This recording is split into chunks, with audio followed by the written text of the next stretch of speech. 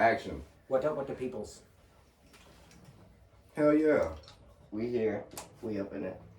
How you doing, internets? This is the GMO Podcast. Our second guest, Khalil B3. This is the man, the myth, the legend. DJ B3 checking in on the GMO Podcast here in good old Warner-Robins, Georgia. Hell yeah, man. Thanks for having me. Yeah, man, we're happy to have you, for sure. Hey, man, how was your weekend after the Megadeth show? Man, okay, let's reel it back.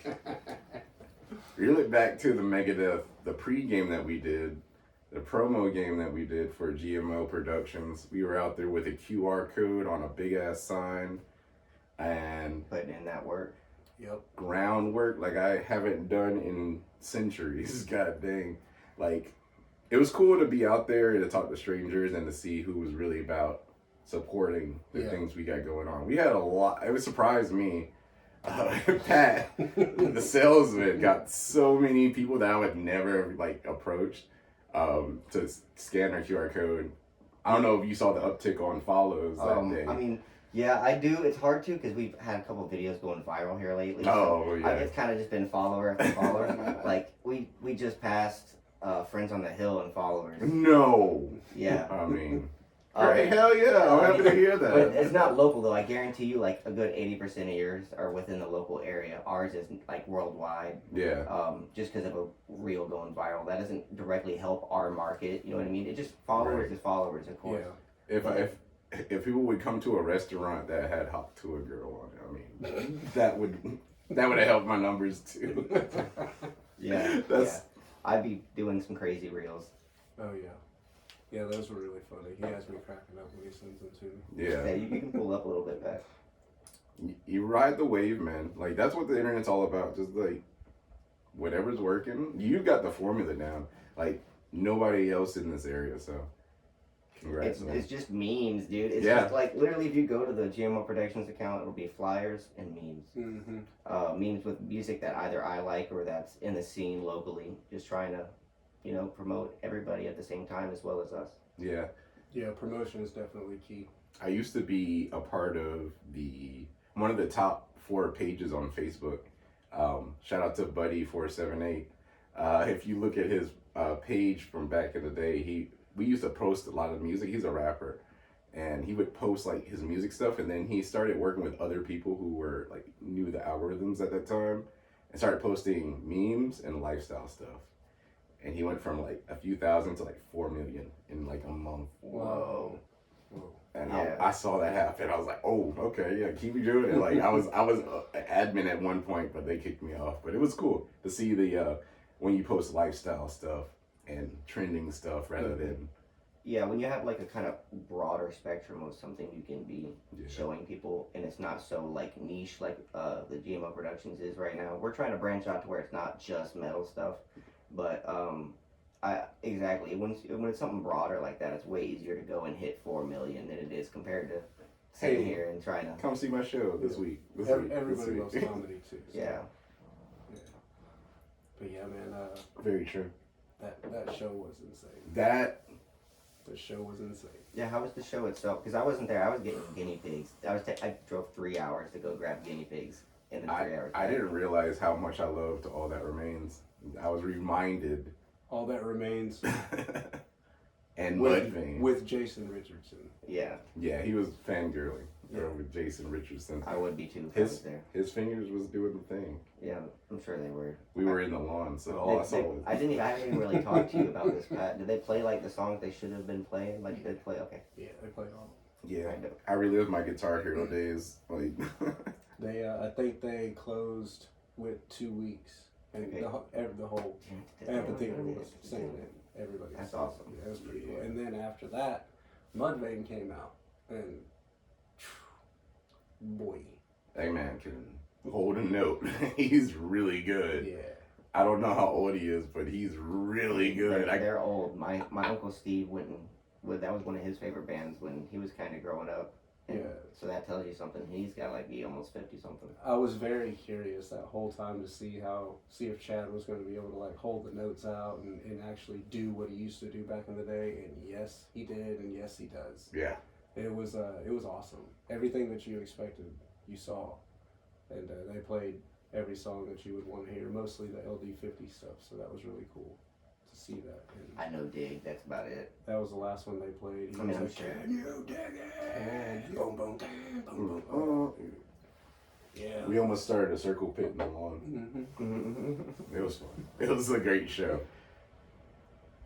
Hell yeah. That was cool. I can't believe y'all were walking around promoting with a big old poster like that. That like warmed my heart in a little bit. When Pat called me and was like, "Yo, so like, we're doing this like old school shit on the ground bullshit," and I was like, "Yo, that's fucking what's up, dude." Yeah, I mean, when you gotta get shit done, you gotta get it done. You know what I'm saying? We went out there and we're showing people, and at first it was just like, "Hey, you want to scan the QR code?" And then instantly they're like, "No, thank you." And I'm like, all right, something's got to change. On the very first one, I'm like, we got to change this up. Next person, hey, do you want to scan the QR code? They're like, no. And I was like, it's all the local metal shows that are about to come up. And they're like, no, thank you. I said, you're literally walking into a metal show. Why don't you just scan it? He And was he's putting like, the pressure on. yeah, you're right. And they scanned it. They're like, oh, cool, man, thanks. And it was easy from them. Yeah. I'm overall curious how like far the reach really was for that show. Like how many people? I know Logan from Actus Reus. They're from like the Atlanta area, and they came all the way down. There was more than a handful of people that were like, we're not from around here. Yeah. They're from out of state and stuff. So and that was just that one parking lot. Yeah, we didn't get, like, I want to say out of all the people that were going to the show, we probably hit like 0.05 of the people through the parking lot to that one side of that parking lot. And then, we found some people that are already following us, that knew us and stuff. We ran into some old friends. That was like that show was like a reunion of sorts. And then like what ended up amazing me is you have the entire lawn. It's 3 sections, and for some reason, I say some reason, it was the center. So, but anyway, all of us were in the center. Nobody was on either other side. It was all of our crew was like right there. We kind of owned the whole center portion of the lawn all night. Yeah, like I said, I didn't personally go, but I seen a bunch of people talking about it on Facebook and seeing them post pictures. I showed y'all pictures. I seen other people posting pictures of y'all, and I seen the whole crew, Tombstone Blue. Everybody, yeah. Y'all. Oh yeah, it was. That's pretty cool. It was super dope. Yeah, we ran into my old boss. We walked up to their Jeep, and I was like, I bet you I can get these people to scan it. Walked up. I was like, hey, scan the QR code, and then all I hear is, Patrick? I was like, uh-oh. Then she goes, it's Frank! I was like, oh my God. Frank. Frank. That's my stepdad's name. Rest in peace, love you, Dad. Oh man, so that was a trip. That was a cool thing. Chloe was there. It made me kind of really want to be there. Yeah. Like I said, I was getting some cute guinea pigs though, so it was okay. Chloe went with us, and she had a blast. She was like, oh. That was her first real big concert. The other one was when we played with Monuments. But yeah, as far as like a big like, yeah, that was an amphitheater. That was a big show. Like, that was a dope. I was happy to see like the place being filled up like that, and just all the fans, like all the local bands that do shows around here were there. Yeah. Like it was, if you wanted to meet and greet for local shows here, that was the time to do it. Yeah, for sure. Yep. It's pretty much exactly what it was. Unofficial. Yeah, but speaking of local shows, you kind of got the spot, man. Yeah. To be honest with you, you really do have local shows locked down, and so kind of take us along the whole journey. You know what I'm saying? We know you were DJing and stuff like that. How'd it go from being a DJ to eventually, you've always been a fan of music, right? All kinds of music. So how'd it go from DJing to being really into music into eventually owning the most badass place in the world? Before I was a DJ, I was just really into music. I'll go back to my stomping grounds. Yeah, do it. Springdale Elementary, 4th grade. Nice. I failed 4th grade because all I wanted to do was go to school, play violin, and go home. Damn, that's literally all I cared about, and I flunked out because of math, but everything else was cool. But like I remember being a kid and saying, I just want to go and play and then go home. And back in 4th grade, I learned how to read music, and I knew how to play it or what it would sound like just by looking at it. And you know, that really was one of my turning points. Like, I love music. And my mom, we used to drive around and she used to put the classical song station on, and we used to go through like what instruments we were hearing. Wow. Cool. Yeah. And That's picking awesome. them out. So not just listening to music, but listening into the music. Right. But yeah, I love that. It was cool. And that was like one of the things, like, I really liked music. And then, you know, I went to a different school, moved on the other side of town, and they didn't have violin for an option. And I really didn't care about music like that. But I did art. I was an art nerd in high school. Started an art club in Southwest High School. And just did artsy stuff. And then when I got out of high school, I was like, I want to be a doctor. Nice. Hell yeah. Fuck Nice. art. But then Guitar Hero 3 came out. Dude. Okay, yeah, eventually we gotta get into Guitar Hero. That's like my shit. You Yeah. y'all have no idea how bad. I love that. My friends had 1 and 2, and then 3 came out, and dude, the Fire and the Flame was on there. Of And course. yeah, and I was, you know, we were all playing on Expert, and then that song came out. And I was like, I gotta get home and practice this. So Mhm. I bought Guitar Hero 3. That makes me excited to do like a Clone Hero tournament thing with y'all. Yeah. Like, we have to do it because that makes me super excited. That's definitely gonna be in the books, and we're gonna use the full sound system at Friends on the my Hill. God, that'd be so It's cool. gonna be a digital band. Yes. Oh. Have you seen the new controller?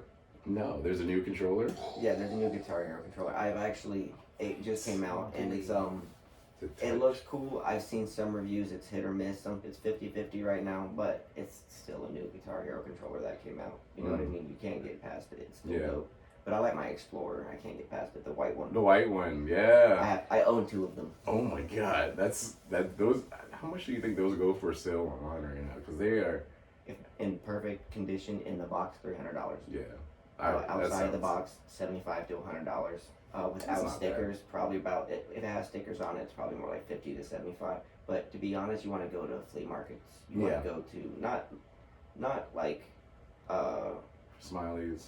yeah, you want to go to Smiley's, but I'm saying you don't want to go to like Right. The Rift Master. yeah the Rift Master.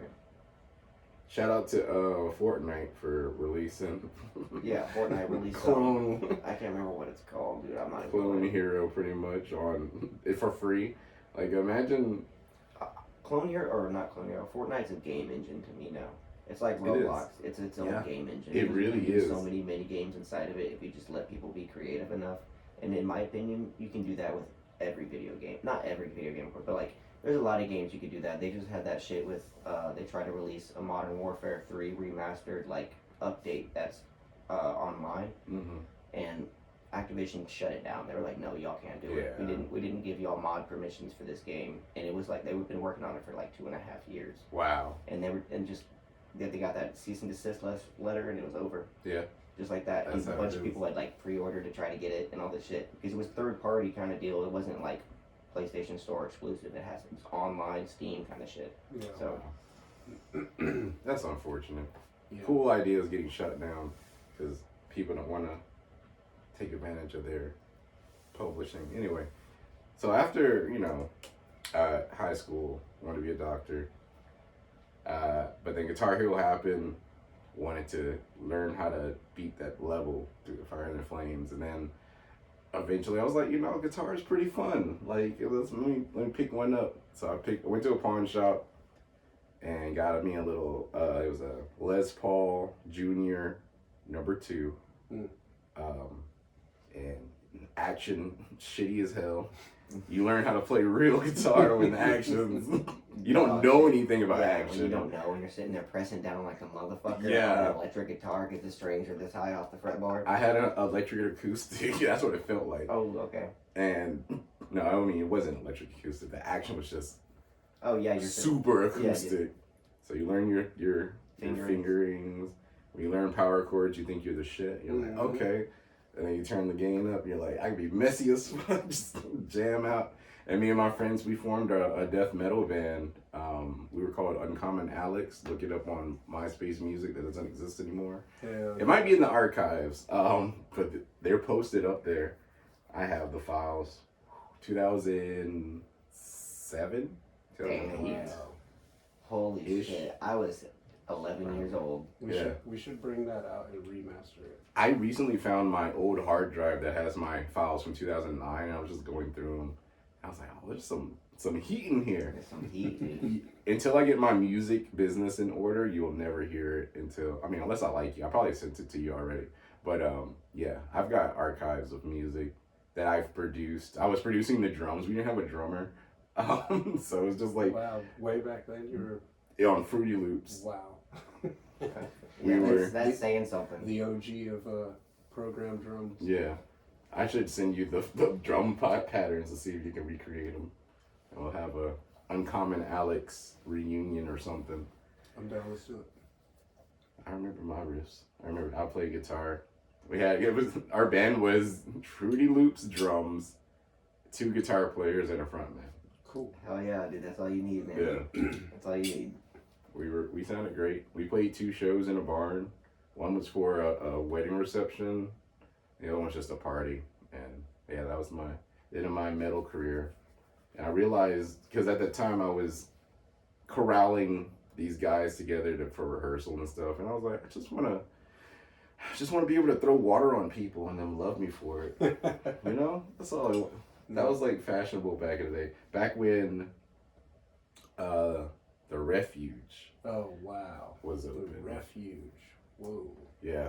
Forgot about that place. Yeah, it's before my time. I didn't move here till like 2016, so Oh wow. Okay, so you're kind of I'm still kind of new. I mean, it's Ish. almost at 10 years. yeah. This is 2009, 2010 situation when the Refuge moved from Eisenhower. Or no, what is it? Mercer. Mm-hmm. They moved downtown to the 567, Mm-hmm. and the 567 was the new spot. Do you remember 550 Blues? Yes. That was a cool little spot. Five. Little intimate place, but man, The shows there they would throw down, dude. were serious. They would throw down. The Blue Tomato, you remember that We place? see all this. Remember. No, today we need to throw down today. I know. That's No. So all of these, like, the experiences that I had from 550 Blues and the Refuge and these, the Red Eye Tavern, these are the influences that have pushed me to start doing what we do today. To keep the metal scene back in the day was like, there was a metal show every weekend. Yeah. Mm-hmm. There was never A local metal. not a weekend that you couldn't hear a metal show or go to a metal show. And then from them being the venues shutting down to now we got house parties every weekend, and the bands are our friends just putting on a show because they can't get a booking anywhere in the city. So DIY top to bottom, but they were just like the pure fun and adrenaline that you got from people who invited their friends. And then now we have people from Atlanta, or we're going to Atlanta to play a house show. Just that community of musicians enjoying musicians. Now, I caught myself sometimes in Athens, hanging out with bands, sleeping over at their house. We play a show at their house, sleep over, come back to Macon, do it all over again. Every weekend, like. Those were the days. Yeah. Those days can be today. They should be. That's I mean, there was house shows a couple of years ago before COVID. When I first moved here, like the first scene I ever knew of anything, there was house shows in Macon when Shelton's first band, however many bands he's been in now, it was kind of popping off. I don't remember where the house was or anything. I was like three girlfriends ago. You know what I mean? But like there was this spiral staircase in this house, and I just remember that shows would go down there, and it was hard. And that's the only thing I'd ever remember. And then it just kind of stopped during COVID. And then after COVID came back, that's when I started doing like a lot of musical shit. Yeah. Where I started trying to get involved in the scene. I joined Tombstone Blue, and like shit started rolling from there. And then finally meeting y'all. And after we started fucking GMO Productions and started doing this, it's just been snowballing like crazy. I feel like every month we're just doing a bigger and better show the next week or the next month or no matter what. And I just see the potential. And when I hear y'all talk about the past days, it just energizes me more to be like, we can do that. Yeah. Well, that's kind of why I was asking is kind of where all that came from, and it does make perfect sense that I mean, you kind of have the same vision we do. We want to bring that kind of energy back to Middle Georgia and produce those kind of shows and take what we've got and showcase it as much as we can. So right. And through my musical journey, like the one thing, because I've been all over Georgia, listening, seeing how people organize shows and put them together, and the musicians that exist, and you know the scene that we used to have, the scene we have today too, is just as potent as any other big city. Because I've been to New York and went to a show with these people that were throwing one, and I was when I was like, it was like I was 22 at the time, and realizing that these people in New York, downtown Manhattan, are doing the same formula and the same the way they're organizing their shows and putting them together to have an audience attend them. It's the same thing we were doing here in Macon. And I was like, there really isn't a difference how people start organizing for a show to get people there and then also putting on the show. And then, you know, it was all the same formula. And I was like, we have crazy talent here. Crazy talent that you would never hear anywhere in the world. And you don't have to drive 2 hours anywhere. You can just put one on here. Put one on in Macon, because we got the musicians. We got more musicians than there are stages. Mm-hmm. And it's like that's to me, that's the main issue. Yeah, there's more musicians than there are stages, and that's and if there are stages, you know what I mean, they're in a smaller dive bar or in a larger venue where you can only be 21 and up. Right. Like I think JBA does 18 and up, and I praise them for it. Right. The problem also comes with the, you know, there's a difference between loving music and then also, is it profitable? And that's what was so cool about the house shows, is like, we didn't care. We were here to have a good time. So you would hear a wide range of music for free, regardless of what you thought about music. You hear this person, like one of the big ones was No Space downtown with Willie D. Shout out to Willie and Fresh Produce Records. Like, they put on some really potent shows. They put on noise shows, which really opened my eyes to another avenue of music that is like so raw and potent in terms of authenticity. Mm-hmm. Did I say that right? Authenticity. That it didn't matter what was created, it was the fact that they were creating. And that really stuck with me in terms of how I would want to organize people and do different kinds of music. Because I do, you know, I'm open format when it comes to the DJing. And just that being exposed to other facets of how people do shows was like really cool. So yeah, the downtown Macon scene, 550 Blues, Red Eye Tavern, 567, Refuge. Those are my beginnings of like going to shows. And then the DJing came about when I used to DJ for myself for like 3 years, like in my room, just mixing crazy, stupid shit together before anyone ever heard me. And then 2009, summer of 2009, my friend was like, I'm doing a house party in Lake Wildwood. Let's, you want to come DJ? You want to play some music? And I was like, sure. I didn't have any equipment at this time. I had a laptop. I had a old home theater receiver, and I went to Goodwill and I bought a Pioneer little home theater speaker, $30. And that was my first setup as a DJ ever in a house party. And there's a picture of it on Facebook. I mean, tucked off in the corner, throwing down some good shit. That's what's up. You can read my manifesto that's still on Facebook too, that's just talking about throwing a house party or throwing a party where the music that I will be playing at the party is just songs you wouldn't hear on the radio. Like stuff that is great music, but you won't be able to get exposed to it unless you go to my shows. And that's where I started like setting myself up different from all the other places, because popular music is always going to be popular, but there's some bangers there's some things that need to be exposed. You know what I'm saying? Like, y'all know some songs that are like what people would be considered. They would be considered B-sides, but they're the real songs. Dude, you know? the B-sides were where it was at. Yeah. B-side of a cassette tape, sorry. I know what he's talking about. It's all good. There's B-sides of vinyl. Yo. The B-sides. I own vinyls that have a D side. Ooh. Is that like a square? No, it's just two vinyls. Yeah. CD. But yeah, that old, and then I experienced DJing parties, playing B-sides, and I was like, this is dope, because you don't know these songs, but they sound so good. Shout out to Roger Riddle. I'll be name dropping this whole interview. No, you're fine. No, that's perfect. That's perfect. Roger Riddle was one of the DJs that he released a mix of like jazz. He DJ'd a whole mix of just jazz tunes, and I had never experienced that side of DJing until him, and I was like, oh, you can do other shit. Mm-hmm. You can do way other shit, and you can go as far left as you want, but it still can be like great stuff. Yeah.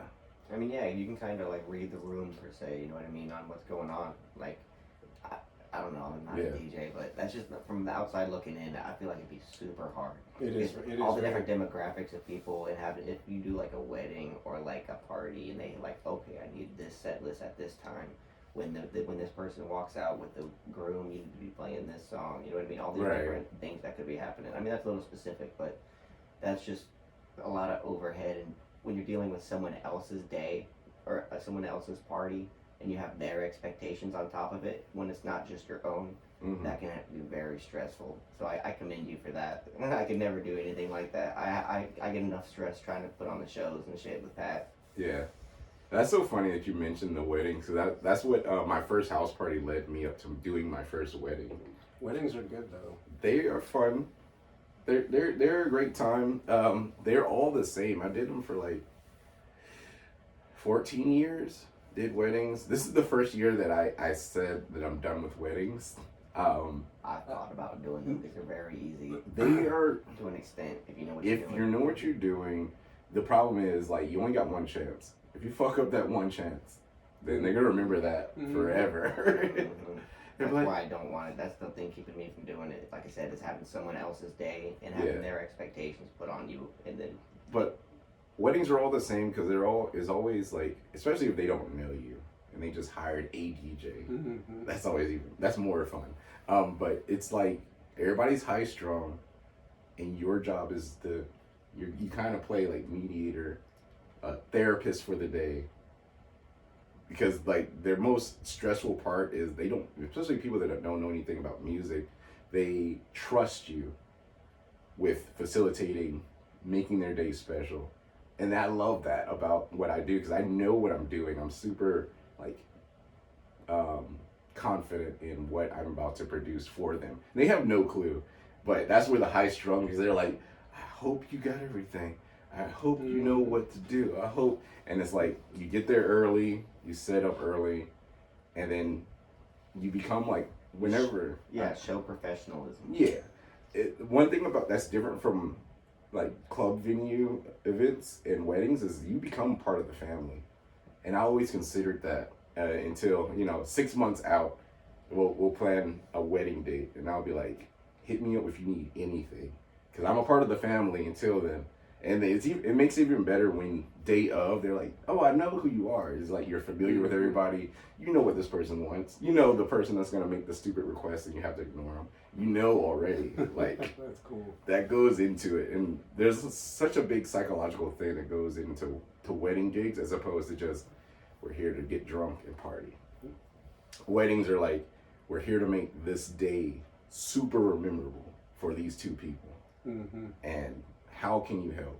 Can I announce things? You end up you have to be the MC, because sometimes they don't hire a wedding planner. So now you're timing everything. You're looking at the time and be like, I think it's time to cut the cake. I think it's time to, you know what I'm saying? It's time for people to eat, line dance, cake cut, send off, and then let's the motions that you after you do a bunch of them, because I've done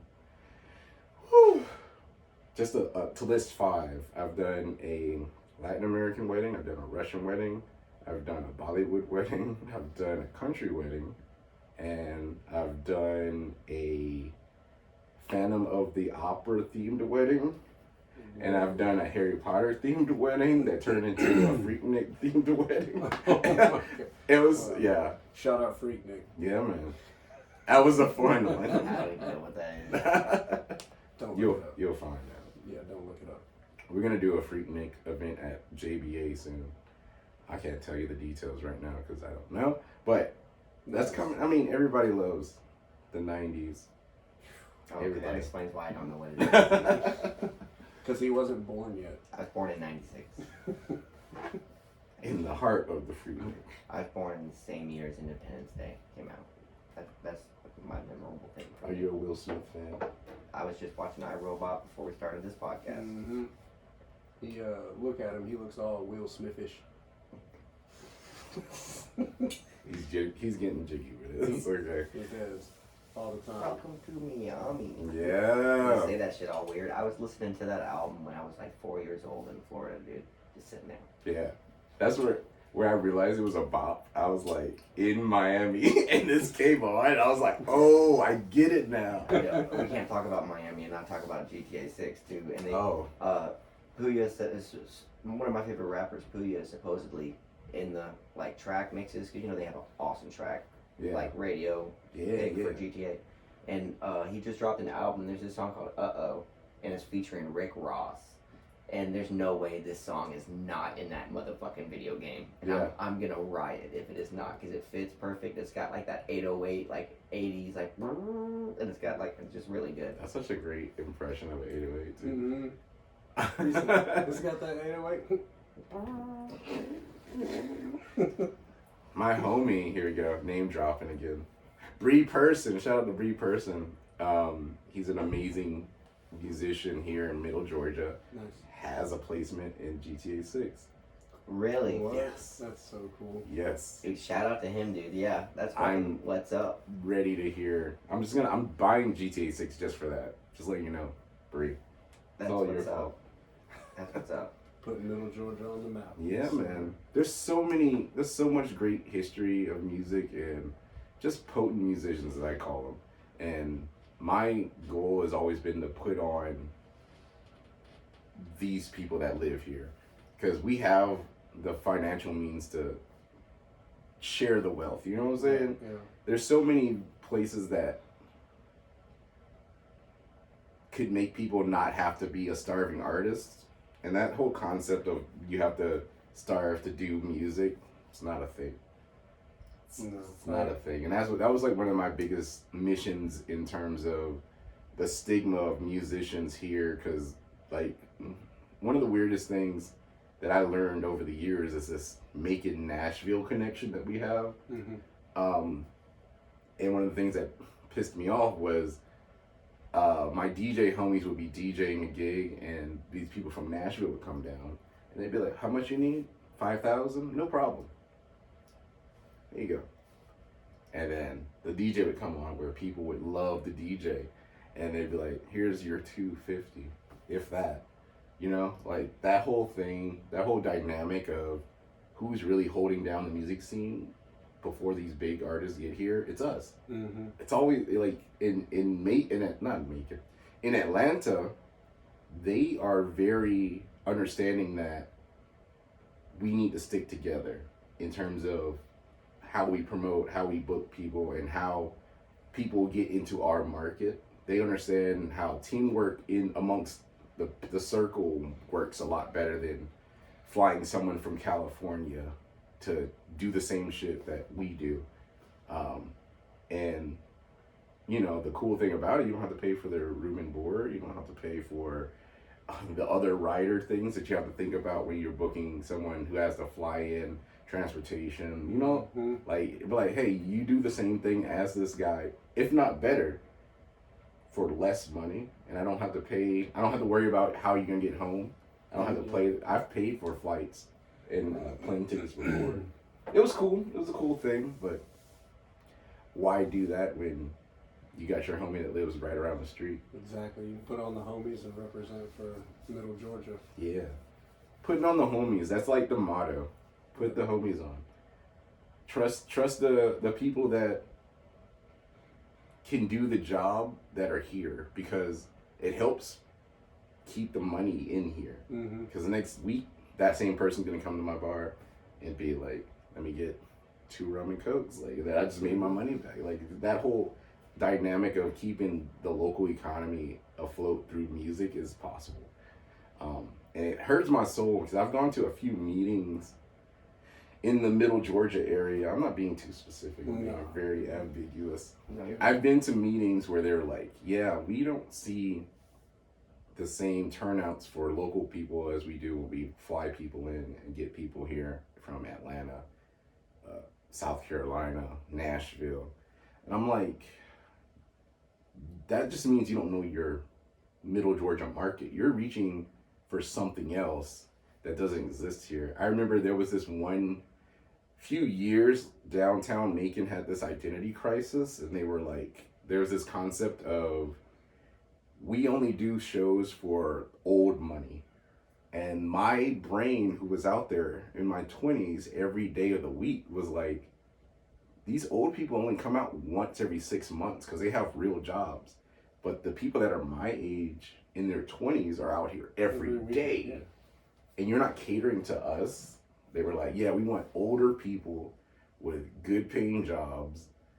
And I'm like, but the young people are here every day spending $10. These old people come once a month, maybe once every 6 months, because they have free time, and then they spend extra $100. Like, you're missing out on the... Yeah, throughout the week you could have made $1,000. Right. $100. Yeah, that's constant money. Right. You know what I mean?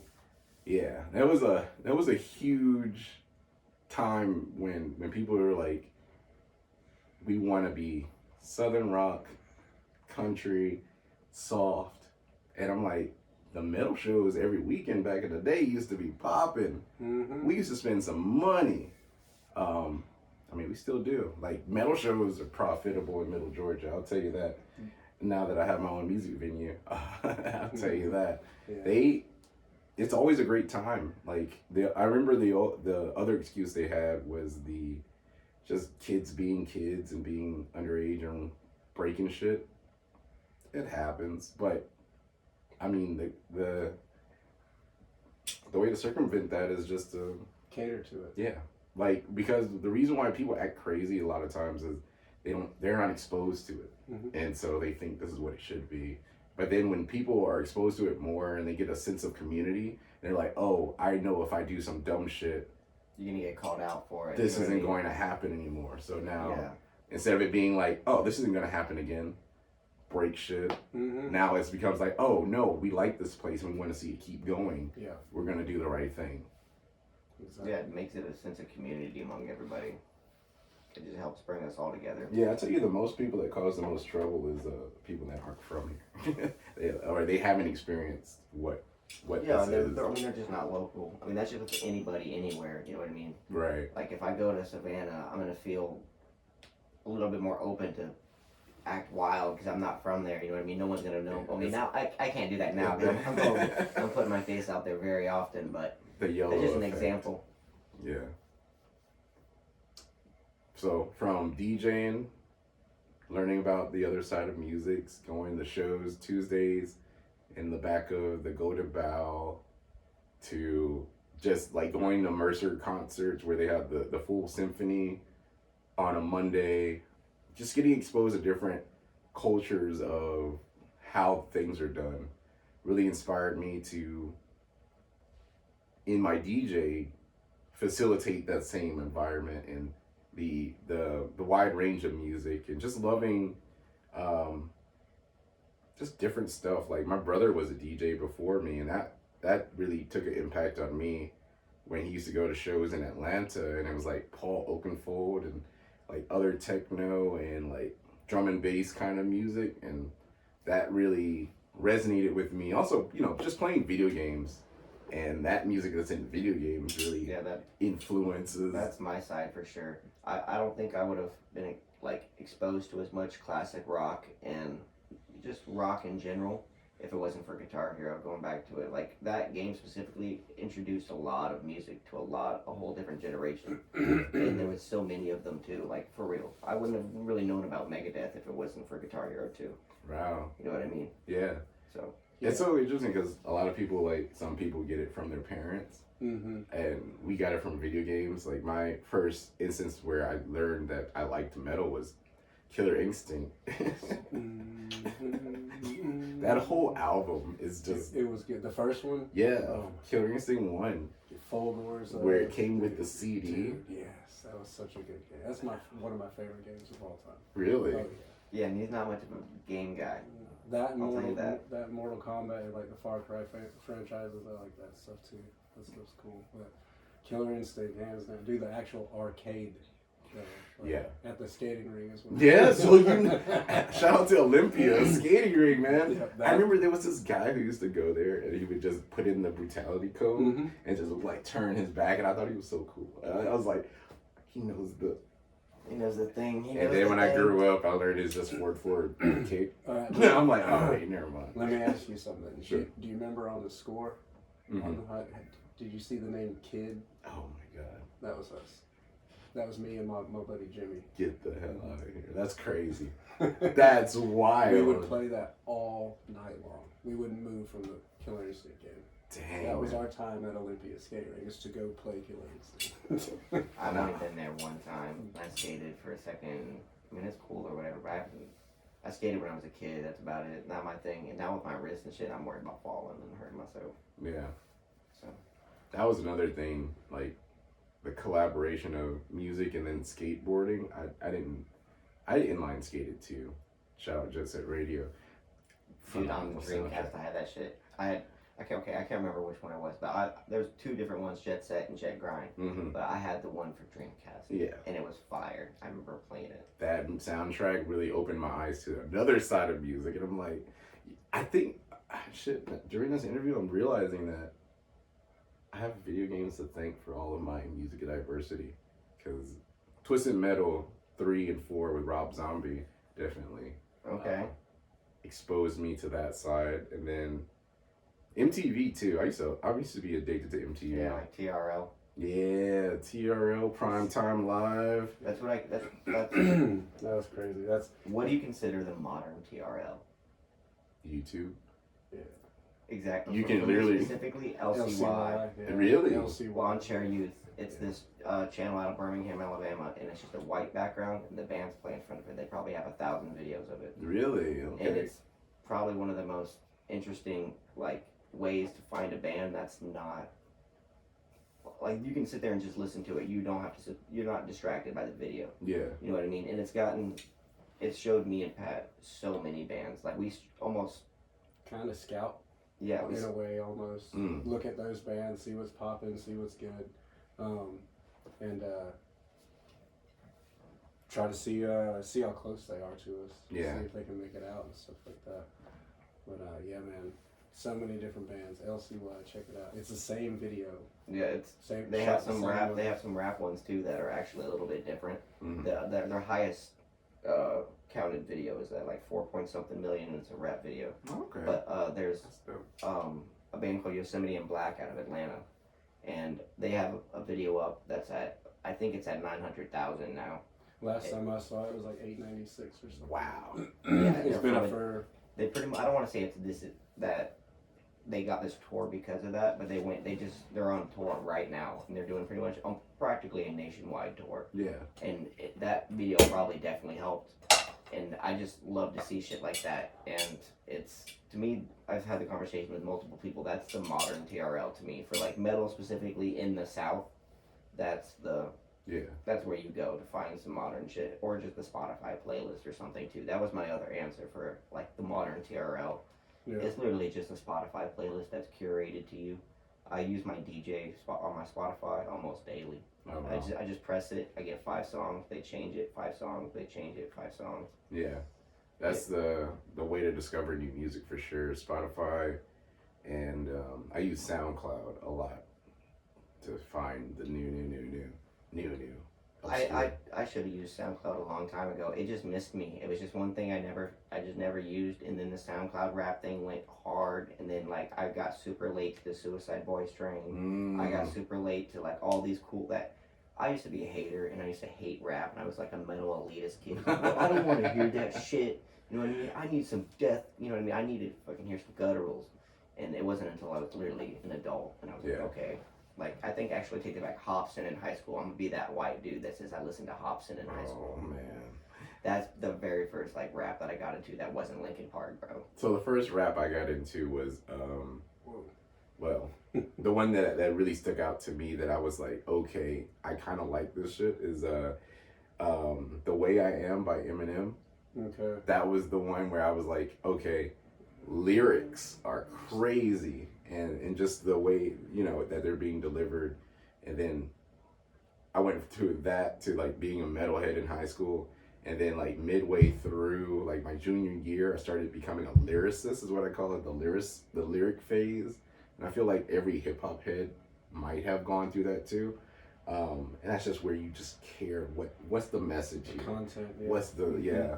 What are the words and how are they played with on the beat. And then that really exposed me to like the early Black Eyed Peas and the like MF Doom. Definitely. That's what I was going to say next. Is when you said lyricism, that's what the first thing I thought of was MF Doom. Yeah, and just his flow and how different it is. And then I started backtracking to the tracks that my dad used to play with the Nas and the Illmatic and Tribe Called Quest. We used to listen to that front to back every day. And I just, you know, me and my brothers used to be, you know, it's like, it's so repetitive. As kids, you don't get it, but then like as an adult and you understand the kinds of energy these songs produce, is like, okay, I get it now. Like, for sure. And to see that transcend to like modern music today being released, it's like people always say the hip hop's shitty, everything's shitty today. I was like, there's people that are making these gems to this day. You just gotta dig deeper. Exactly. You have to look for it more. There's so much music produced on a day. I'm off with the number, but something like there's multiple million songs put on Spotify a day. So you have to be the diamond in the rough. You have to compete with all these other million people. You have to be unique. And like all these cookie cutter things are all going to get wrapped up into the same thing. You can hear if you didn't put your emotions into it. You can hear if there's no soul in it. Like, in my opinion, I can just look at your music and just know. Yeah. Like, okay, yeah, you said words, you played beats, you did your thing, but there's no soul in it. And you can tell that in most music. Yeah, you can definitely tell that band that's out there just to be out there instead of out there trying to put out something with quality. And I mean, I don't know how you feel about it, but I'll play songs for him and be like, dude, this band, I want this band, play. And it's nothing like, no metal, no nothing. Yeah. But like you can tell, it's just a great song. Yeah. It's well written. Well written song, and I'm all about it, dude. And I'll listen to that song like 100 times a day. That was get it stuck in my head. Art and Drive, dude. Dude, exactly. That was you with Art and Drive when you first found them. To this day, yeah. I still I want that song Journey. I saw them live for the first time. I didn't catch them online or anything. We were at Carnival of Chaos, and I seen them live, and man, they had me captivated. I was just stuck, like, dude, these guys write for real. Yeah. Like, that's a song. Like, that, I could hear that on the radio 100%. And, I couldn't wait to talk to him. Went up, talked to him, and I was like, you guys got to come to Warner-Robins. We got to do something for y'all. And, yeah, we kind of... And look at that. They're coming next week. That's so crazy. Like, and that's the cool thing about music and musicians is, like, when we admire something, we try to incorporate it into what we've got going on. And that's one thing I loved about the brotherhood, just the friendliness of musicians to musicians. Like, we understand the plight we have, the grind, and so we always we roll out the red carpet for other musicians. Like, you do what we like, and here you go. We are the same. Yes, let me treat you as if you were me, kind of thing. We facilitate as if it was our own like pride and joy. That's Right. what you should do, especially like with the thing the three of us do, putting on shows, with you being the venue owner, us being the promoters. Like, Right. if you have this mindset of being like, oh, I'm here for me, I'm here to make my pockets bigger or make my ego bigger. You're never gonna go anywhere. Yeah. People are gonna read that energy. Mm-hmm. You know what I mean? You Man. have to do the opposite. You have to be opening and inviting and be like, yo, look, we're here to put on this dope show. Y'all are a dope band. You're gonna leave here with some money in your pocket. Mhm. You're gonna leave here with some food in your belly and And you're play gonna- in front of people. And you're Right. gonna leave an impression on everybody here. And to kind of piggyback what you were saying, like we kind of adapted this new kind of saying thing that I saw just scrolling through YouTube, and it just kind of resonated with us. But we all do better when we all do better. Yeah. You know what I mean? Yeah. Like, if you're out there really pushing yourself and pushing your product as much as you can possibly do it, that's going to catch everybody's attention, not Right. just our attention or your attention. That's going to catch everybody's attention. These dudes are serious. These people are serious about what they're doing. That's going to make me want to work with you. That's Right. going to make me want to bring you here. Mhm. You That alone. You want to work with people that have a similar drive to you. Mhm. You don't want to be doing all the work for them and then be like, okay, here's your plate. You Yeah, can go ahead and eat off of it. You don't know how many times we get hit up with that. Okay, for instance, I'm not going to say what band it was, but we got hit up by a band that had one song out.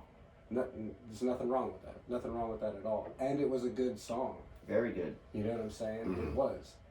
Then we looked at, their following and stuff. Like, how much are you guys pushing yourselves?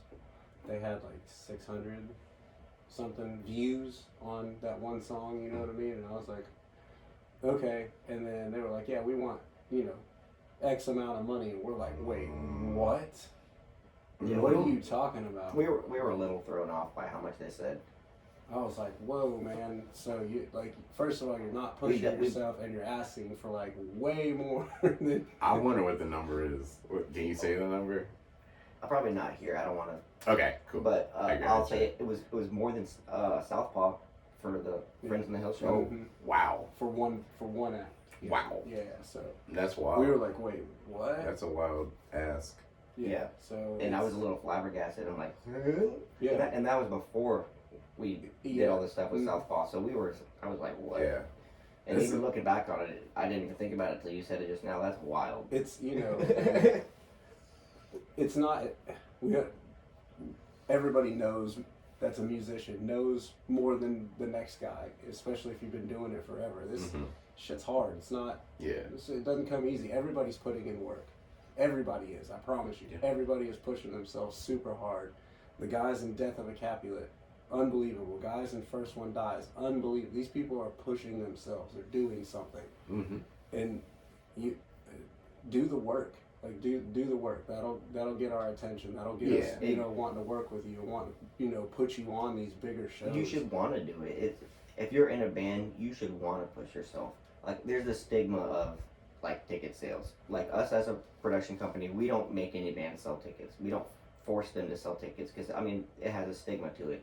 But as a band, you should want to do that anyways. Yeah. Like, you should want to guarantee. Like, instead of putting out into the ether and be like, okay, we might not play in front of anybody.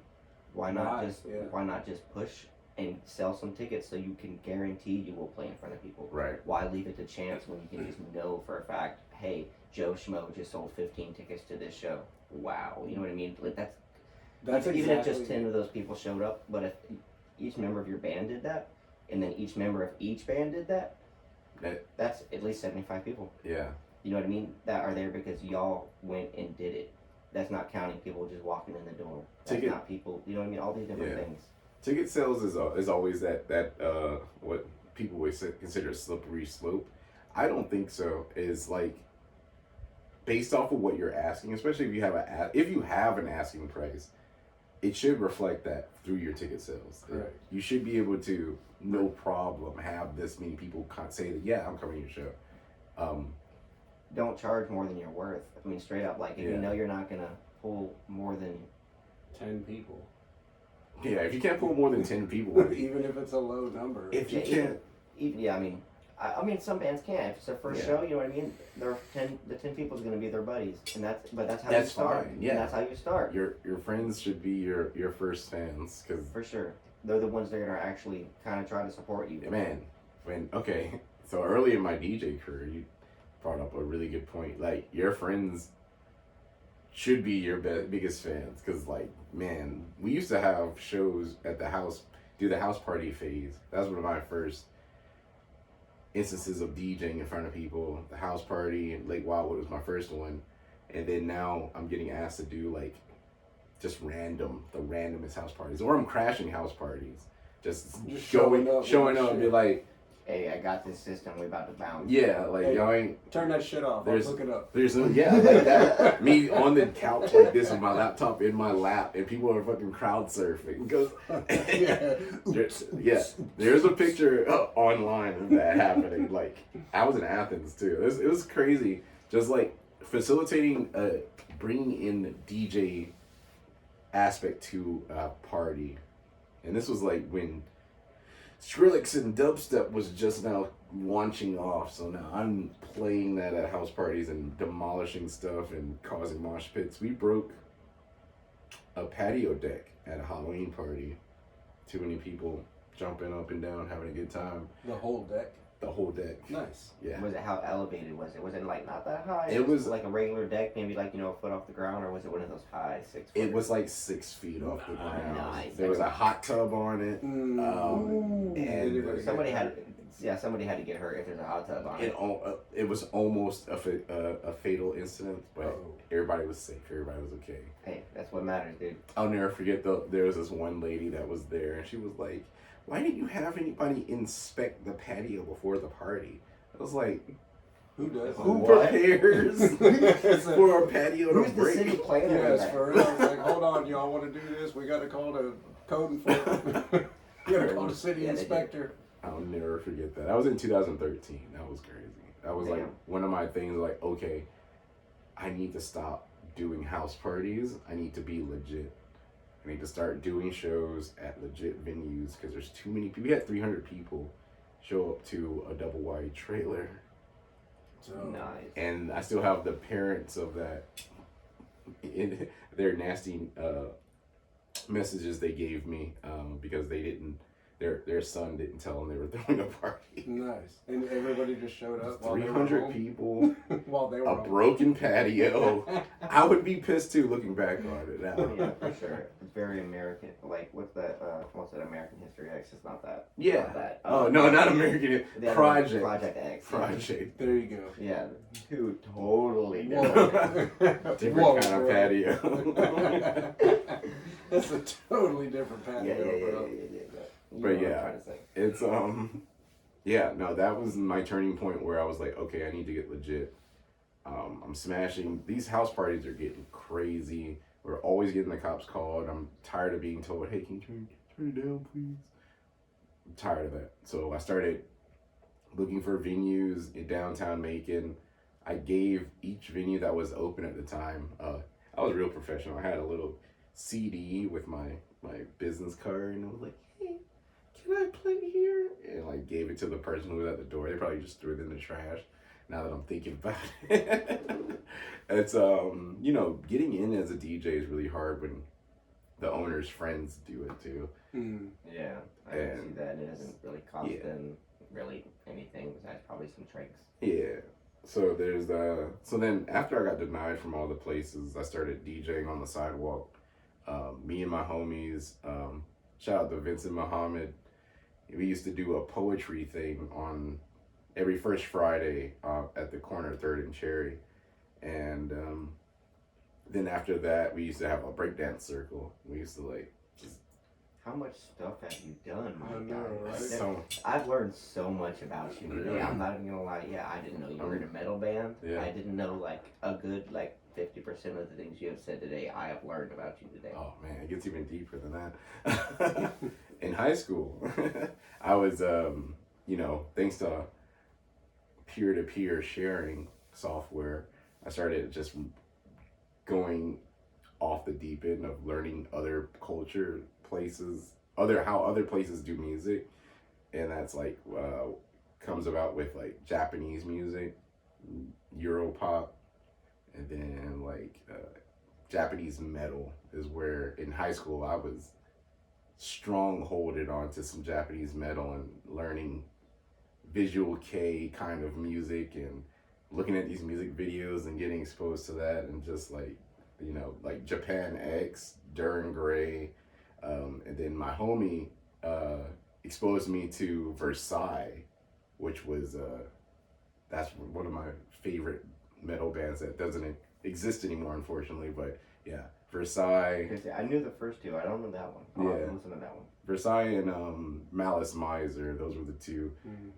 Japanese visual K metal bands that I was like, yeah, I like this. This is me, and that like sparked a whole other thing. Just and then, like music games growing up, Parappa the Rapper to DDR. I love DDR to this day. Like, oh wow, that's like I used to be in Legends of the Timeout arcade, the Namco arcade that was in the old Macon Mall. Just play DDR, Soul Calibur, and Initial D. That was the three. And Tekken 4. Tekken in the arcade was brutal because we used to whoop each other's ass. We used to stay there. Man, all right. So any fighting. Yeah, I'm not even gonna lie. I kind of wish I could go back to like arcade days, like the late '80s, early '90s, when the arcades were like hit and when like it was the place to be. Yeah. Like, it sounds so cool. There used to be one in the Galleria Mall. Damn, what was that place called? That was old. Right there where that shoe store is now. But yeah, it used to be a whole arcade there, and then Timeout was in the Macon Mall, and that place was even bigger than the one in the Galleria. Timeout was jumping. Yeah, I used to be there every day after school. I used to walk. And then now y'all are going and seeing Megadeth in the same parking lot. Yeah, but there's not even a Macon Mall anymore. That's what I'm saying. So crazy. That's what I'm saying. Y'all just seen Megadeth in the same parking lot you parked in to go to the Timeout place. Shout out to Clockworks. Clockworks Skate Shop. That's like the thing to get. Also in the teriyaki. Also the teriyaki. Sakio. No, it's called teriyaki now. Shout out to the Chick-fil-A right across from the teriyaki spot. Yeah, man, that's old school. Did you ever go to Bentwood? Yeah, I went like no, I didn't go to any shows, but I went twice to skate, and I remember going there and being like, these ramps are too big. Dude, I helped build that place. Really? Yeah, I was skating my buddy's house, PJ. I don't know if you remember PJ Carr, but I was skating to his house, and you got to pass right by it to get to it. And I was like, shit, dude, what's going on back here? And I seen that they were building ramps and stuff. And I was like, hey, man, what are y'all doing? They're like, oh, man, we're building a skate park. I was like, cool, let me help you. They're like, no. Like, all right, cool, I'll be back tomorrow. Yeah. And I went to my buddy's house, came back, hey, man, let me help you. They're like, no. About 4 or 5 times of that, they're like, all right, go ahead and get this. So I helped them finish it and ended up kicking it there. And so dude, when they started doing shows there, I was like, whoa, now this is cool. And now, mind you, at this point, I was probably 13 or something like that. So I'd been playing drums for just a couple of years, well, kind of. And I was in one band with Steven and John Torok. And then I saw shows at Bentwood. And I was like, I want to do that. Yeah. This is happening like right here in my hometown, not far from where I live. I want to do that. That's what I want to do.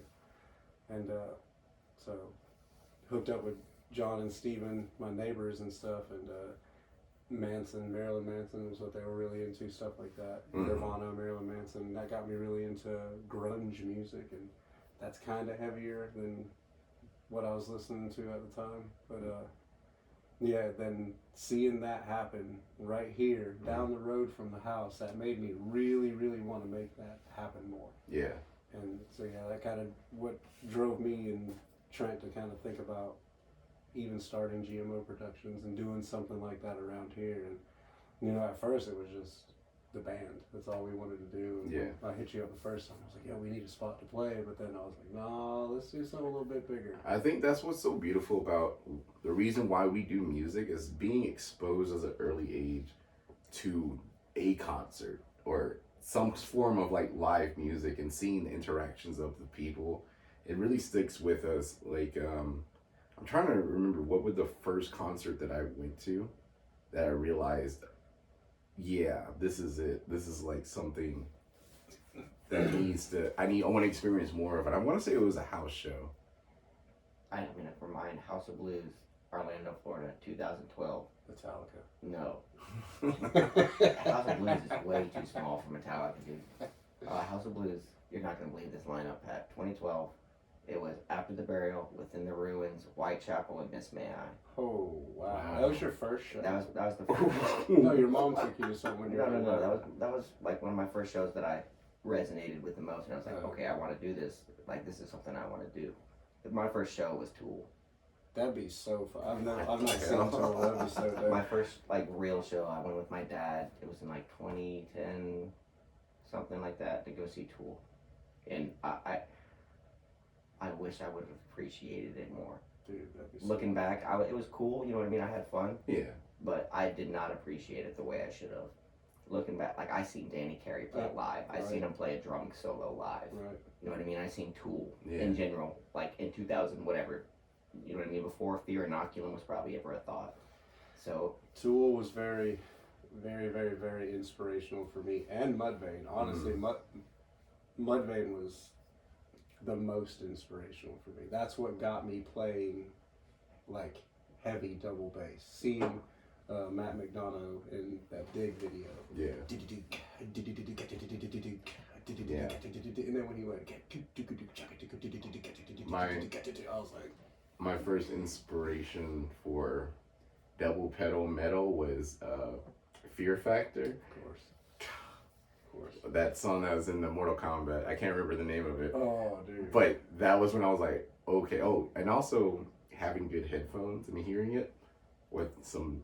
that's the key. Back in the day, they didn't push double bass sound wise like they do nowadays. Because they had it back. Metallica was doing it in the 80s, but in the mix, it's just not there the way it should have been. So you have, like he's saying, you have to have like pretty damn good headphones. You can hear that shit. Unless it's my first iteration was Painkiller by Judas Priest. That opening riff for that one, double bass was going hard. That's one of the first double bass things I ever learned on drums. It took me forever, bro. And then Hot for Teacher too. Those two. Yeah. My first instance of hearing a bass drop was Korn. Got the Life. Got the Life. Yeah. I was trying to think what was the first one that had it then. And the what is it? Rage Against the Machine. The Renegades of Funk. Dude, that song is awesome. Renegades of Funk. Such a great My bass drops in there. if I'm not mistaken, I want to say that we're all familiar now with the triggered bass drum sound. That's kind of industry standard nowadays.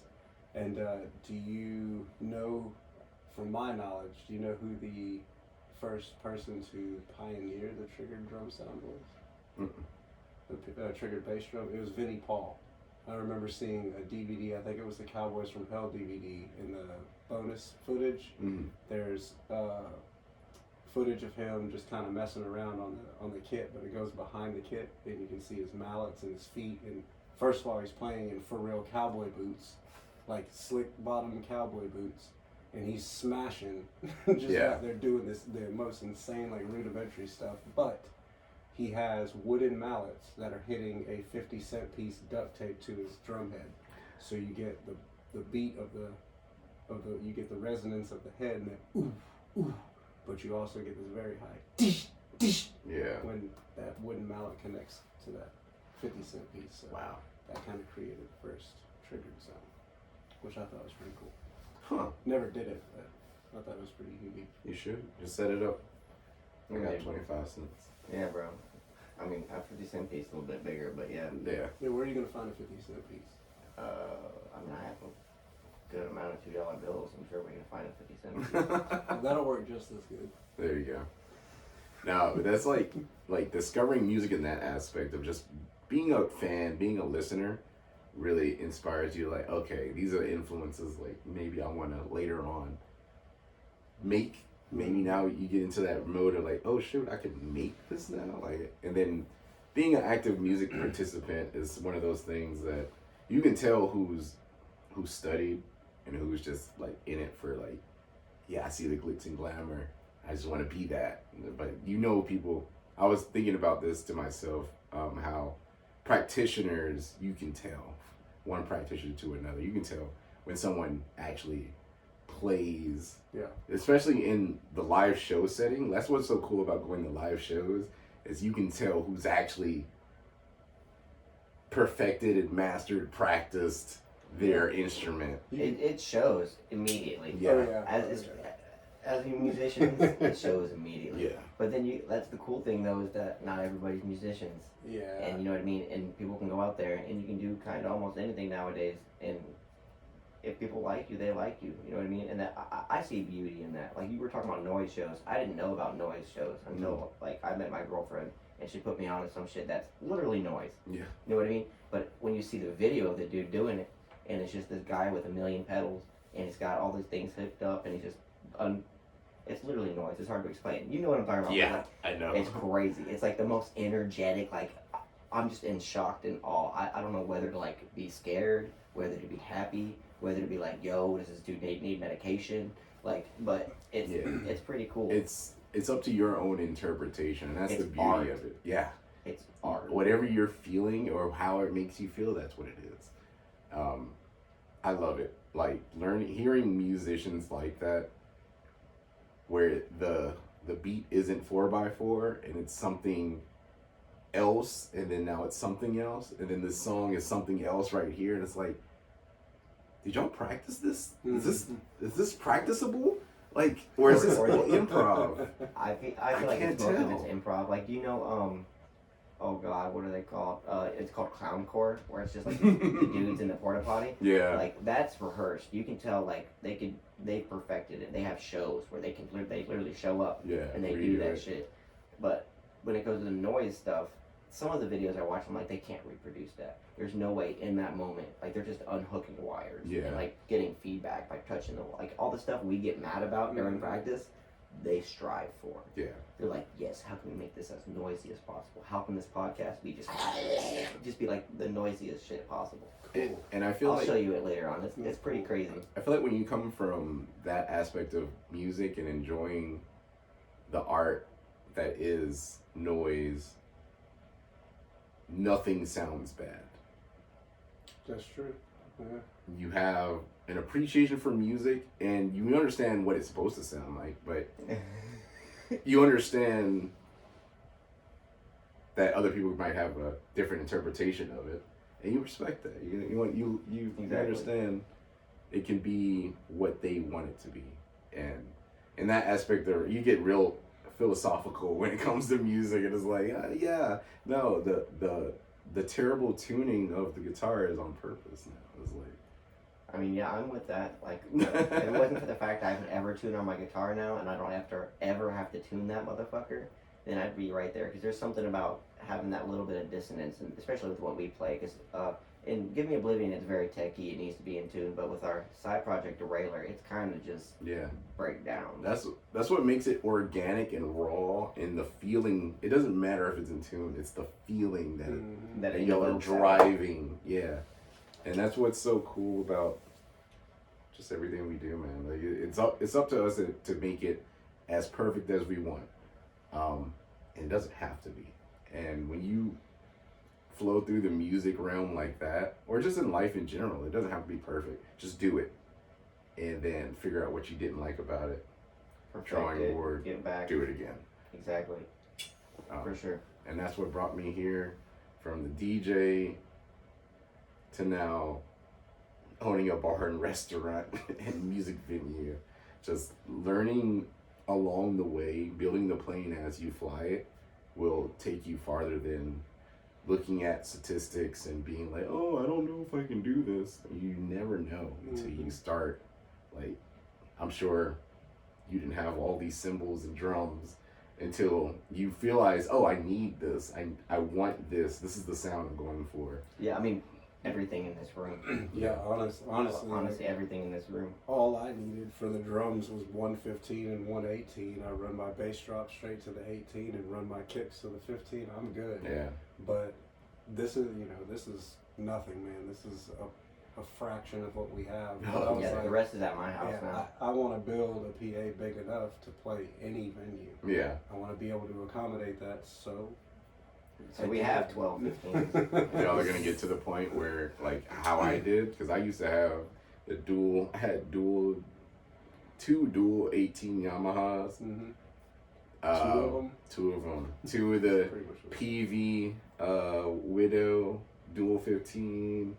I had the mini stadium speaker situation with the monitors and everything, and I got rid of it because where are you gonna put it? no one asked me to bring it out. Like No one wanted. Well, it was too now much it's- sound. It's too much. Yeah. I mean, it's equivalent of probably what we have because we have these two 18s, and I have 2 more at my house, and then Yeah. 12 15s, There's 12. and then 15. these as well. These head brushes.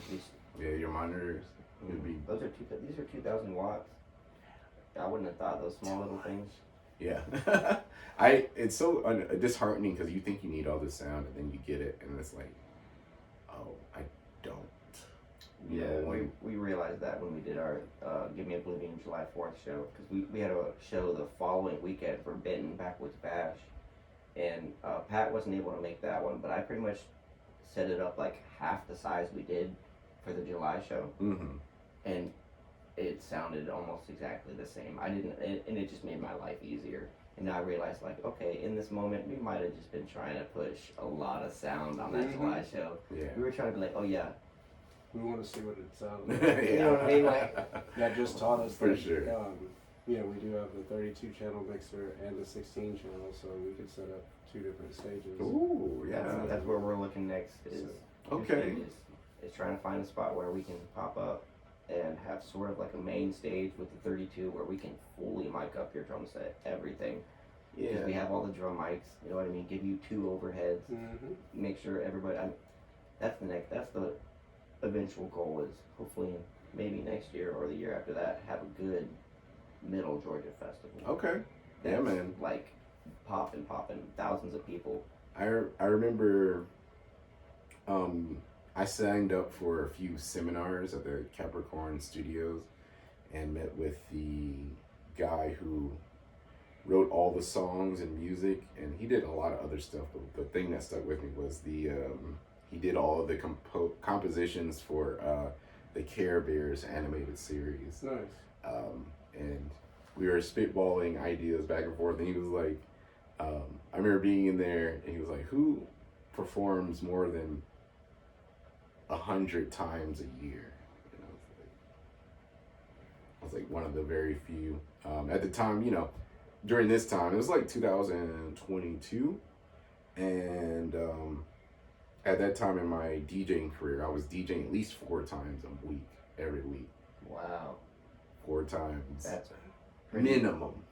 That's the minimum, yeah. I mean, was that your main income? Yeah, 100%. And that's somewhat understandable. I mean, I work a 5-day work week, when sometimes 6. Yeah. So I mean, I guess it facilitates. Yeah, it's the same concept. If you can find a position like that where you're like, so with DJing, you become less of a 100% DJ and more of a 100% music business person, and you facilitate the needs of the venues or the bars or the clubs.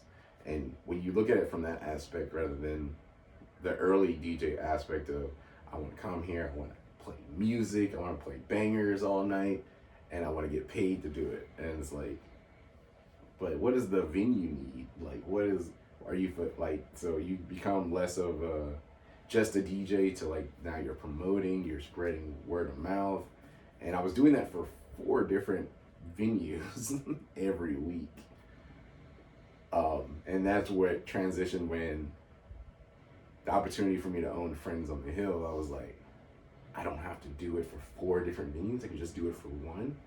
And Yes. be your own. Yeah, and I can like know what it is and how it is, like even more in depth, because that going from my bills being like $200 on the high end kind of thing, where to now it's like there's a few commas in there. It's like way different, but it's the same concept of promote, get it out there, get word of mouth, bring the people in. You should be okay. Sometimes that is. It seems self-explanatory, and it really is. You know what I mean? You have to push your own stuff. We've been talking about it all night. But Yeah, but to me, like, I've always felt this way, that when you're, like you said, you got to take the leap. You never know. Like, yeah, you could sit there and look at everything that's in front of you, crunch the numbers and what are the analytics and all this. But even with that, you still don't know. It doesn't matter. You can go in there with more money than you can think of and just dump it all into this business and make it everything you wanted, and it totally fall on its face. Yep. You never know. So just, to me, that risk is the reward. Yeah. That is your reward, because it is. I mean, it's also a learning. Yeah, that's like a learning, whatever. No, learning moment. The reason being is because you are passionate about it.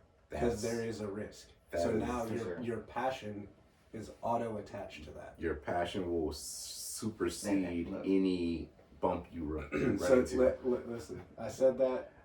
Take that how you want it, but listen to what I'm saying. Take the leap.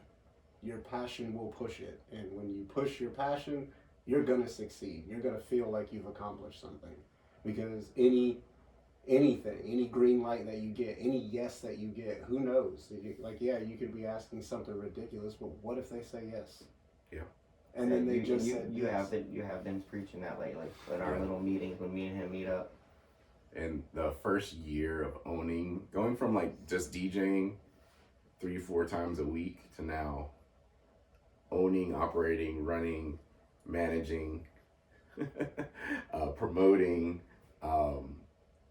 brick and mortar establishment really showed me the plight of owners as well and what they have to go through. Because you think that it's all biscuits and gravy and cool stuff, but no, there's a lot of other things that you wouldn't even imagine. I mean, I know there's red tape. I call him a mentor that's pretty deep in business stuff, and he warns me all the time about stuff. And he's like, look, you don't need to do this, you need to do that. Like I was telling you earlier before we started, I got some good advice and I didn't listen to it. Now I'm in the hole and somewhere. Yeah. You know what I mean? And I should have just took the advice of somebody that knows more than me. For sure. Fuck. Yeah, exactly. you build the plane as you're flying it kind of Right. thing. And you'll learn more doing that than worrying about the other things that are little, because You'll learn a lot about yourself too. You hear someone say, oh yeah, their water bill, they said their water bill was like $1,000 some. Oh my God. But then you do so much to make sure that that's not even, you don't even think about it. Mm-hmm. Like you get to that point where I would have never thought that I would look at a bill that's like a few thousand and be like, oh, I got it. It's cool. Going from, I used to make $400 a month.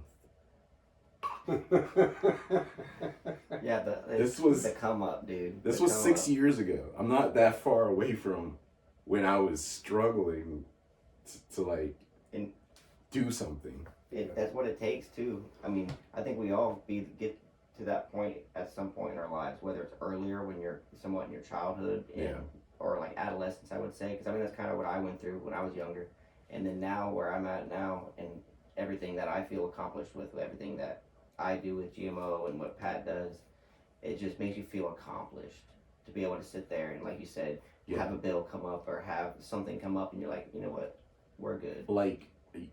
I know this will resonate with a lot of musicians. When you looked at your dream guitar and you were like, I could never afford that. I would never pay that. And then it's like, right here in your hand.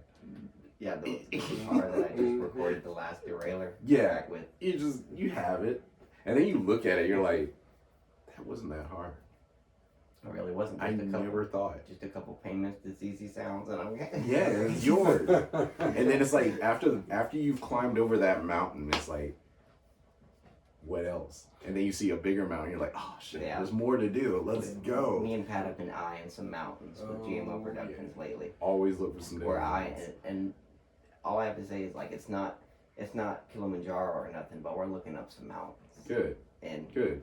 Everybody should have at least one mountain. It'll make a big difference too. So if you don't have any mountains in your life, you're not living to the fullest. And it could be the most ridiculous mountain ever. I'll tell you a mountain that happened by accident to me. When I went to the Korean show in Atlanta. I just went there as a fan. I've always wanted to meet these guys. But out of nowhere, Zay HD's there. Hyping in the crowd. I've always wanted to meet him. chance opportunity, craziness. So I'm just vibing in the crowd, and the female rapper Mercury was also on the lineup. Didn't know I didn't know these people were supposed to be here. Big fans of all of these people. Her DJ comes and is like, "Hey, I need help setting up." Nice. First of all, out of all these people, how do you know I'm a DJ? Yeah. Second, hell yeah, I'm gonna come help. She was like, "Come to the back, help me set up." And while I went back there, got an email, got pictures, got, you know what I'm saying? Network. Yeah, Gator from Dave said, "Wiggle up." You wiggle up. I wiggled. I wiggled. And now I have new opportunities to bring these people to Middle Georgia. Just from that instance of the DJ being like, "I need help. Come back here." And I went up there, helped her set up, and it was cool. I was like, dang, I became a part of the show. You know what I'm saying? That's crazy. I just went as a fan. Like, I love this.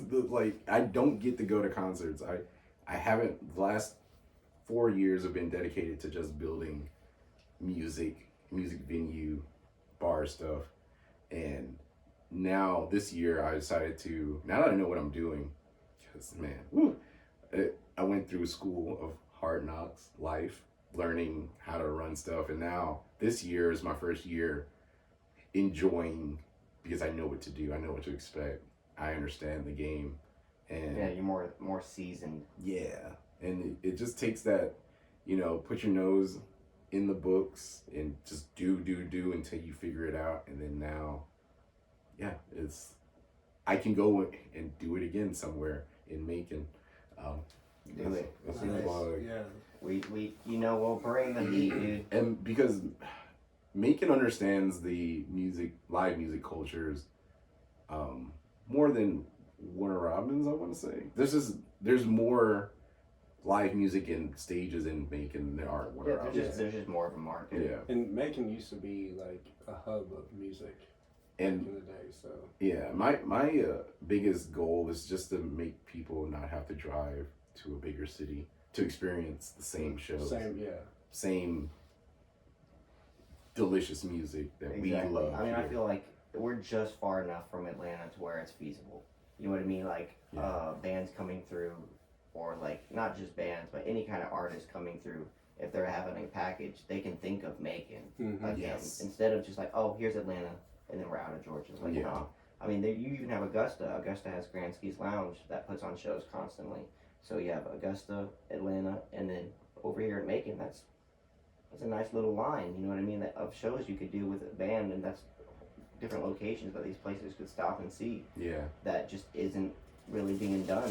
And that's what's cool about this area, and it's just we have such a great opportunity to facilitate putting Middle Georgia on the map, where we are a great music hub, and you can make great money here. You just have to hit us up. Right. Yeah, right. Hit up GMO Productions, Friends on the Hill, JBA. I'm sure there's a bunch. Those are the ones that I personally have been able to get stuff through, but I'm sure he has a lot more that would be perfect. But yeah. We've got connections, and we can make it happen. It's just opportunity and time. That's all. Yeah, true. That's time's a fickle bitch. I mean, we're doing it pretty well. We're managing it. Yeah, me and Pat have, like you said, gone through hard knocks. Me and Pat have done that personally with just getting organized. It went from 0 to 100 very fast, and we realized that, like, even just the two of us, it wasn't enough. Mm-hmm. Like, we brought on Glenn, we brought on Dave. I mean, and to an extension, you know what I mean? Like, and that's the beautiful thing about how we are collectively working together to make things happen. It's not just up to one person who has a yay or nay. yeah. It's like collectively. Or to where you come get together. burnt out. If it was just one of us doing this, it would get to a point that you would just be like, oh It my wouldn't. God. It wouldn't last long. It wouldn't be fun.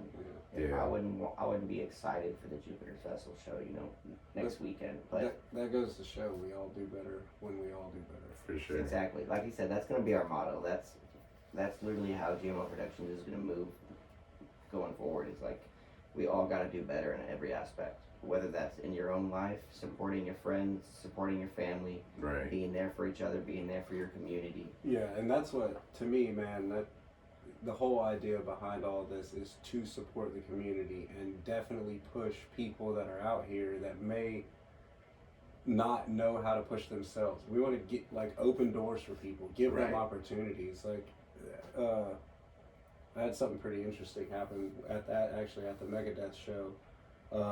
This guy came up to me and he was like, "Patrick," and I was like, "Yeah, man."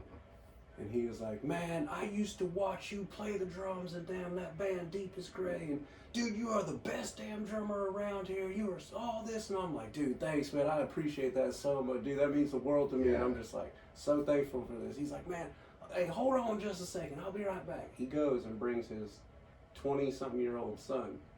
He's like, "This man right here, I was watching him," tells him the whole thing. "This is the guy I've been telling you about. This is him, this is him." I'm like, "Dude, that's so cool."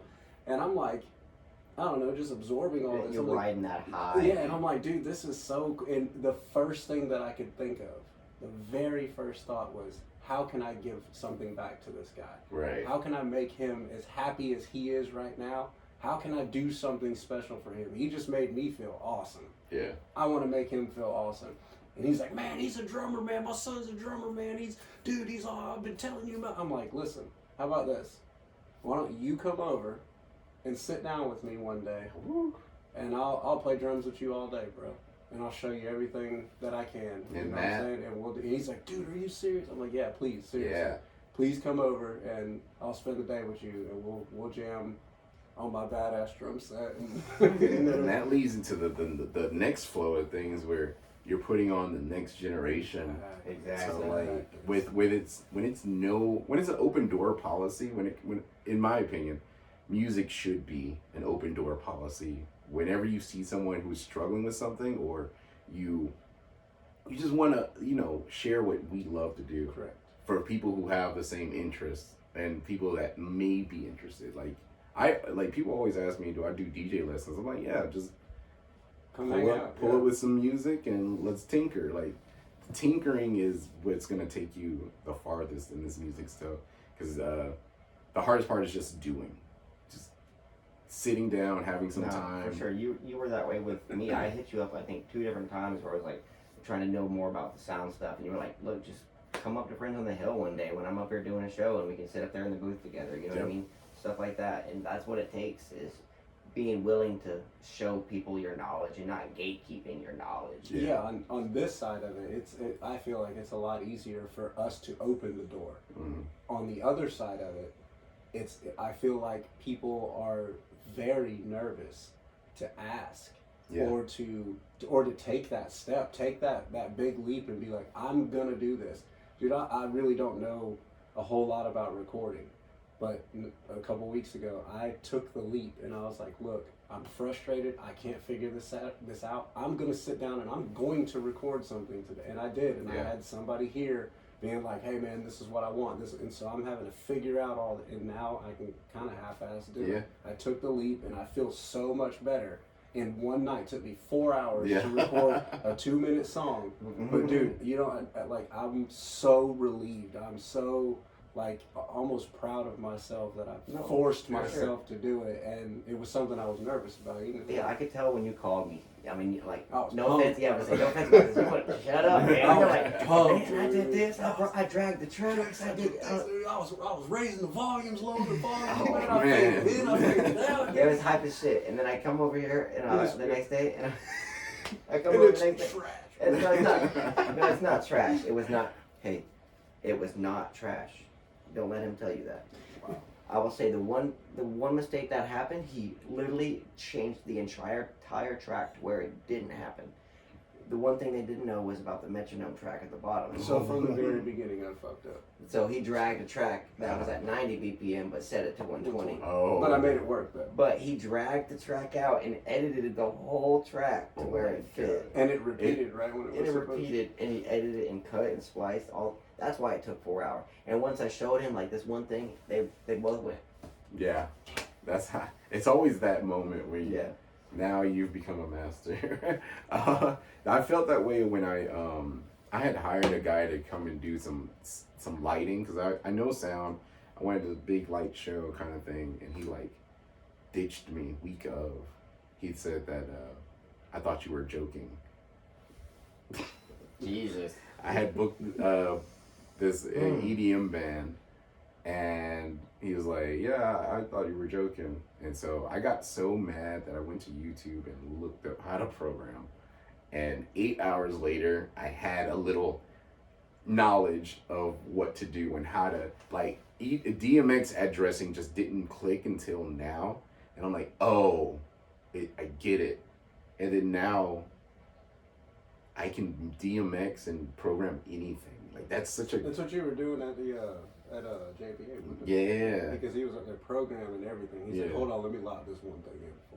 Yeah, now I can bring that anywhere with me in the world, and that's being inspired with anger. Okay, that's been one of my go-tos. I get so angry that I do something about it. Isn't it funny how anger can be one of like the greatest accelerants? It really can. It can push people to do some crazy shit, dude. I promise you, it's why I I have the work ethic behind the drum set to this day. Yeah. It's strictly fueled from anger. And after you realize like your success is your own fault, it's no one else's fault. No one showed up. No one. Dude, no how'd one you did get the thing. so good at being a DJ? Man, how'd you get so good at vocals? How'd you get so good at drums? Putting in that work. Hours. Yeah.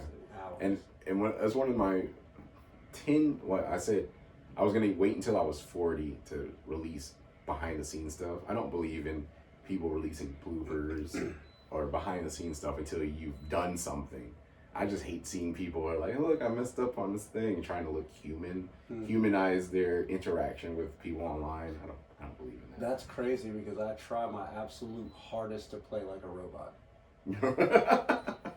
You are a robot. You're AI. We played AI interview. core adjacent like tech death shit, dude. You need to be a robot. Do you see, like, you know the shit we play, man. AI. I think off the top of my head, I can only name like 3 drummers within a 2-hour radius that can play what you play. Wow. It's just. I can do it. Yeah. Yeah, I cannot. Space on a keyboard. Yeah, my Fruit Loops. Let's do Battle of the Bands. How do y'all, speaking of Battle of the Bands, my mentor was talking about how they used to do Battle of the Bands back in the day. What do y'all think about modern Battle of the Bands? It would be. We should do it. On some Scott Pilgrim type shit. Let's do it. It would be cool. It would be, but like that. Kind of piggybacking on what he said before, dude. There were way more bands. There were way more. You'd have to have an incentive. I mean, and then you're creating the atmosphere of a competition. That's kind of what I was worried about. That's what I had told my mentor. So you, was like, in the modern Battle of the Bands with no competition. What was that? Well, as a community within bands, they have to be understanding and not get upset if they don't win. True. That's the best. I was like fighting in my head on how to phrase that. The last thing I could remember, they was like Slaughter Q, on the way to Rise of the Slaughter on the way to Slaughter Q. It was pretty much a battle of the bands, and from what I understand, the same band won a couple of years in a row, and they went and did their thing, which is no problem. Which I don't have a problem, but when there's only 3 bands, and one of them is drastically better than the other 2. Yeah, that's what I'm saying. You know what I mean? And then on the grand scale of things, I would feel bad. I would be like, okay, so this band, yeah, they're awesome. Y'all's band sucks. Like, you know what I mean? Like, y'all dead last. You get nothing. Do not pass go. Do not collect $200. You know what I mean? I mean, keep your day job. It's fine. Like, that's a part of. What was that? Better luck next year. Yeah, get your ass beat by Happy Gilmore, dude. But I mean, they can go be a cover band and it'll be fine. Cover band, country band. Cover band, country band. Cover band, country band. We'll put that on a t-shirt. Dude, we need some GMO Productions t-shirts. We need so much stuff. Yeah. We've grown, like I said, exponentially. We've been growing. We have 2 reels past 2.5 million views. Woo! Why y'all need a t-shirt link right now? Drop it right here below.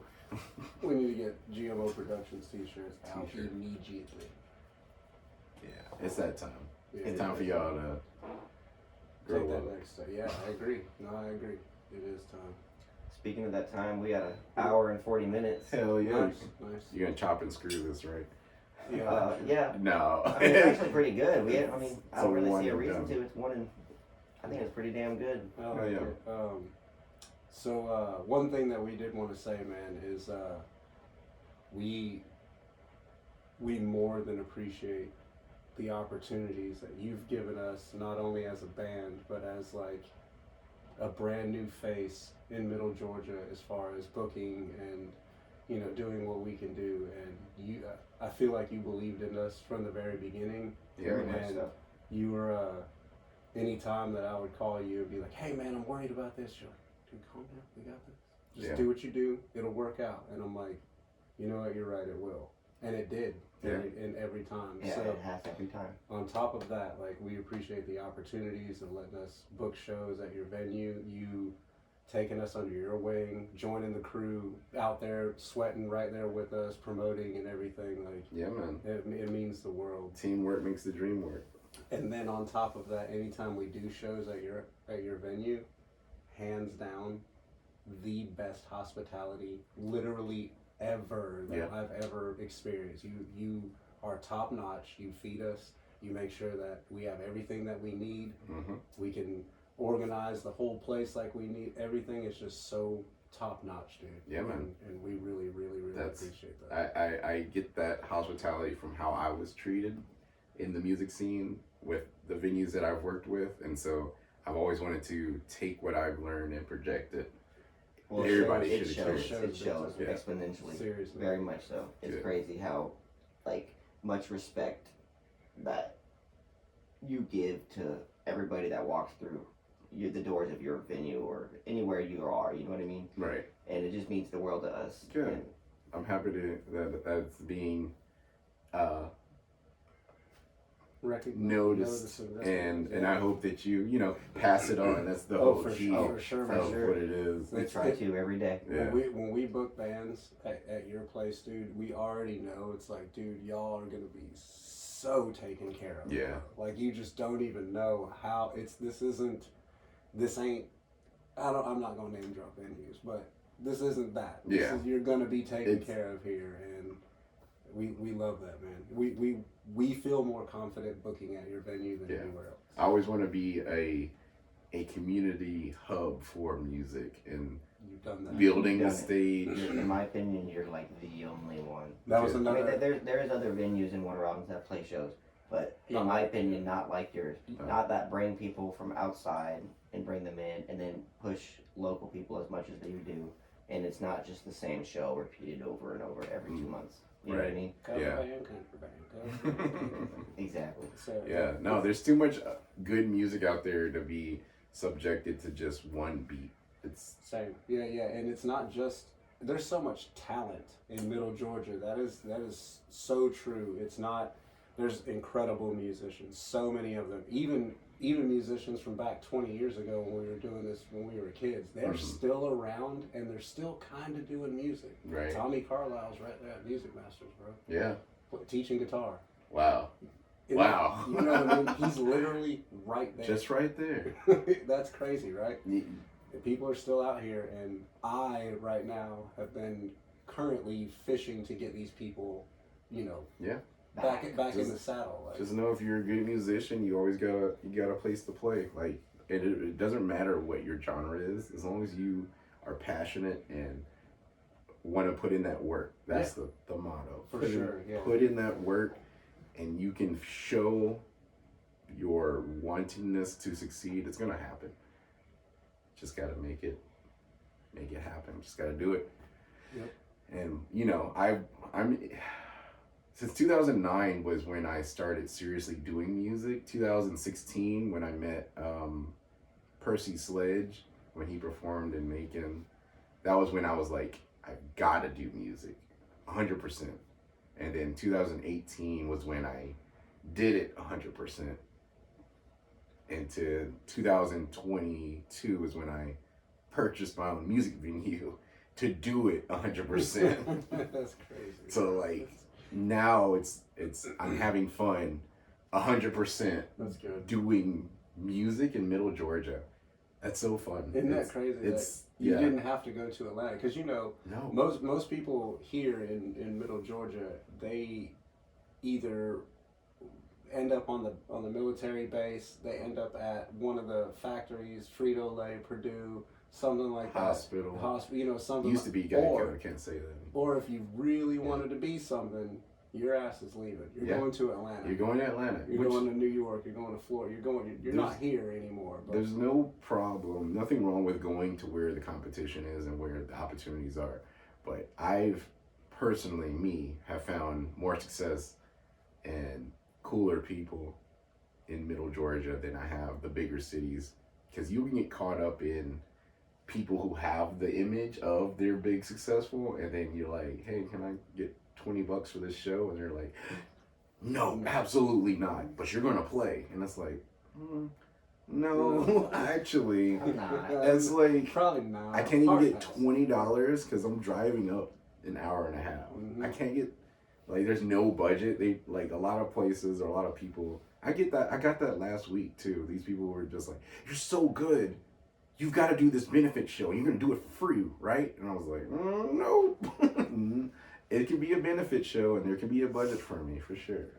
Boy, do we have a lot to say about that. That we're not going to say. Boy, Yeah. do we have a lot to say about that. And those are the things that people look at musicians, don't understand that it doesn't have to be a starving situation.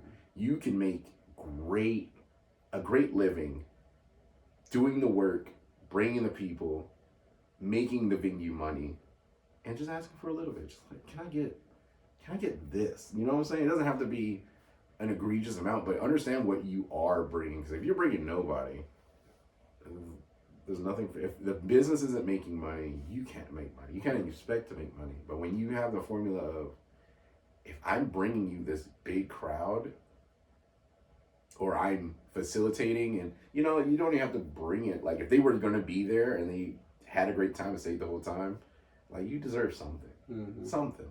For sure. And there's nothing against free shows, because I've done some discounted shows, I've done free shows. I remember that one time in my career, I was like, I'm not playing anywhere unless I'm getting paid. And then I didn't play anywhere. But then I did the free show. I had some free time, did the free show. Free show led to me getting $300 an hour. Like, it paid off. Like, that being out there, being seen, expressing the people that you do this is way more beneficial than being stuck up or just being reserved on your talents. Like, no one knows you're a drummer. And trust me, even if they do know you're a drummer, 2 weeks later they'll forget. Just doing constantly and driving it. I got a message yesterday. You still doing the DJ? It's been 15 years. It's like, what do you mean? 16 now. It's like, I hey, think man, people ask you about tattooing. yeah, hey man, you still drumming? Like, yeah, fucking every day. You still It got sucks. You still got the music venue, still got friends on the hill? Yes, and I will for a long time. I'm very successful. Thanks for asking. Oh, wait, oops, I lost it. It disappeared. Oh, shit, damn, I must have misplaced that damn building. I forgot where it was. It's up on the hill, man. Too tall, too high. But no, it's dope to get to this magnitude and this level of success where you don't mind people questioning what you do. It's like, whatever. I don't care anymore. Like, it used to be one of those things where I get offended, but then there's my mentors that I look up to, and I mention them to people, and they're like, I don't know that person. I'm like, they're like, you're the best DJ. And in the back of my head, I'm like, I know 10 other DJs that are better than me. But thank you. I appreciate that. Like, yeah. You have to learn how to take compliments and run with them. Because people don't mean any malice when they say that, but us as musicians and being perfectionists in our craft, we're dog shit. Yeah, we are the worst. I promise you, I thank you for that compliment, but I think you're wrong. Yeah. All we're listening to. Yeah. But that's what's the beautiful thing. We're so passionate about being better. We're always a student to our craft, and that drive to learn more is what's going to outlive anybody who like I'm sure you guys know 5 people who have come in the music industry, come in the music game trying to do music and have gone. They work a 9 to 5. Too many people that are way too talented. Not Yes, to be doing it. 80% of them. That I'd say like probably. And more than that. that's the most heartbreaking when you see potential in people and you're like, you're way better than me, you're way more talented than me, and you're not doing anything with it. And I've gone broke, almost broke, for people like that. And that comes with this music stuff. It's like, you just understand you can't force people to be great. You just do what you do, and keep it moving. I just want to, I hope to inspire people in any way that I can, even if it's not behind a drum set, even if I'm not playing anything, even if it's just my passion for music, and be like, dude, what are you doing? Why are you not doing something? You're an amazing guitarist, amazing vocal, whatever. Come do something, man. Like, yeah, do a feature, record something. You know what I mean? Anything. Come to the studio. Come hang out. I promise you right now. I bet you anything right now. If it was a Saturday night or something, we can call Mitch right now, and all of us can be over at his studio. All of us can be writing music with him right now. Because that's just that's our community. That's the people that we work hand in hand with, and see the exact same goal. Y'all come play some music. Pick up your instrument. Keep doing it. There's no reason not to. That reminds me, I need to start reaching out more. Because that's one of the things, I get so caught up in my own little world that I forget to have fun with this. I need to reach out to you. I need a DJ drop. I need a GMO. I need a Trent for real. Give me Oblivion DJ drop that I can play while I'm DJing in the club. Yeah, we can do it. I did want to kind of pitch this idea. The idea is a bonfire at some point, maybe more towards the colder months, late October, early November. October's pretty busy. So November's probably pretty early November. I can't remember the schedule, but sometime in November where it's kind of chilly outside, we can do a decent sized fire. Yeah. Maybe at Anthony or Dakota's or somewhere out there, and get all of the people, all of the bands that we work with together, all of us. And we don't have to play. I think it'd be pretty neat if I play if you want. Brought the full drum set out, had a full, guitars, 2 guitar setups, a bass setup, and a vocal setup, and anybody can go up there and play. It doesn't have to be a band. 5 super bands. Yeah, dude. Whoever wants to go jam. No set list, just go. Just go and jam. And then it's just a thing, a communal thing where we can sit and just talk about everything. Hey man, what y'all got going on? Oh man, that's cool. Album release. Oh, y'all about to do a music video? Dude, y'all about to do LCY? Dude, that's dope. Kick it. Literally just a kick it session. A big jam session with everybody around you. That's how the house parties were always like. It's like, if you want to do something, do it. Kind of a reason to get together without having a reason to get together. Yeah, that's the hard part as adults. Having that free time to get to. It's August, late August right now. We're talking about planning a bonfire in November. That's what it takes. You know what I mean? We all do have stuff going on. And watch, I bet it'll happen. Yeah, we're gonna make it happen. We just said it on the podcast. Now it has to happen. Dude, y'all can have it at my place, man. Come on out here. Yeah, if you got some acres and they're not gonna call the cops on us for lighting some fires. Yeah. Y'all don't even sign it. Put it in the comments. I'll bring some mortars. Facts. Yeah, in the middle of November, let's blow some shit up. We got tannerite. Yeah. There we go. I got some dragon's breath I need to do something with. Yeah. All right. So I wanted to bring this up while we're in this podcast at the GMO Productions podcast. DJ B3, and I want to say that I'm going to be the freshest guest ever. If you could pay attention to my shirt, the Dead Ensemble. Nice. Dead vibes. That was the dead. Dead. This is a great design, by the way. I think I'm gonna be the only one that also brings a guitar pick that matches the shirt. Oh wow! Nice. He's got the matching guitar pick, bro. I found this after they finished. It was attached to one of the mic stands, and I was like, hell yeah. Keeping that. Memorabilia, man. Dude, they were really good. They were super good. That That was the show I missed, right? when she was playing the bass on the keyboard, dude, and I was like, Rattling that the is whole crushing, dude. building. It crushed. Yeah. It was it vibrated your soul, dude. It That was was- crazy, dude. That band brought me back to like the house party Yes. craziness. God, there the was projection, the saw blade symbol. Okay, y'all making me. It was, That was the one GMO Productions show that was affiliated that I was not at. We have to get them back again. They were Yeah. really, really good. They're one of those bands. Like Tombstone Blue does this to me all the time, but like when you're watching them, as many times as I've seen them, every time Tombstone Blue gets better. But when I was watching, they literally captivate you, especially when she's playing bass on that keyboard, and she does it a lot, dude. You're just stuck. You're stuck there, and You get in that trance. it's transcendent. It's very Mhm. transcendent. And the last time I saw Tombstone Blue, man. I was watching Mitch, and just watching him, like how easily he flows into things. It's so effortless for him to play that guitar. Yeah. When I watch him play, like, I don't know, it's just like an extension of him. For sure. You Like know what I mean? butter. As somebody who's been in the band with them, It's- it's crazy. I've seen them, the writing process, and I've been like behind closed doors. It's insanity. I've told him to his face, like, just want you to know, you're one of the cleanest guitar players I've ever seen Yes. in like real life that I know personally. By far, probably one of the cleanest guitar players I've ever met. He understands his instrument more than any other musician I've ever seen. Even like people on YouTube, like he knows Yeah.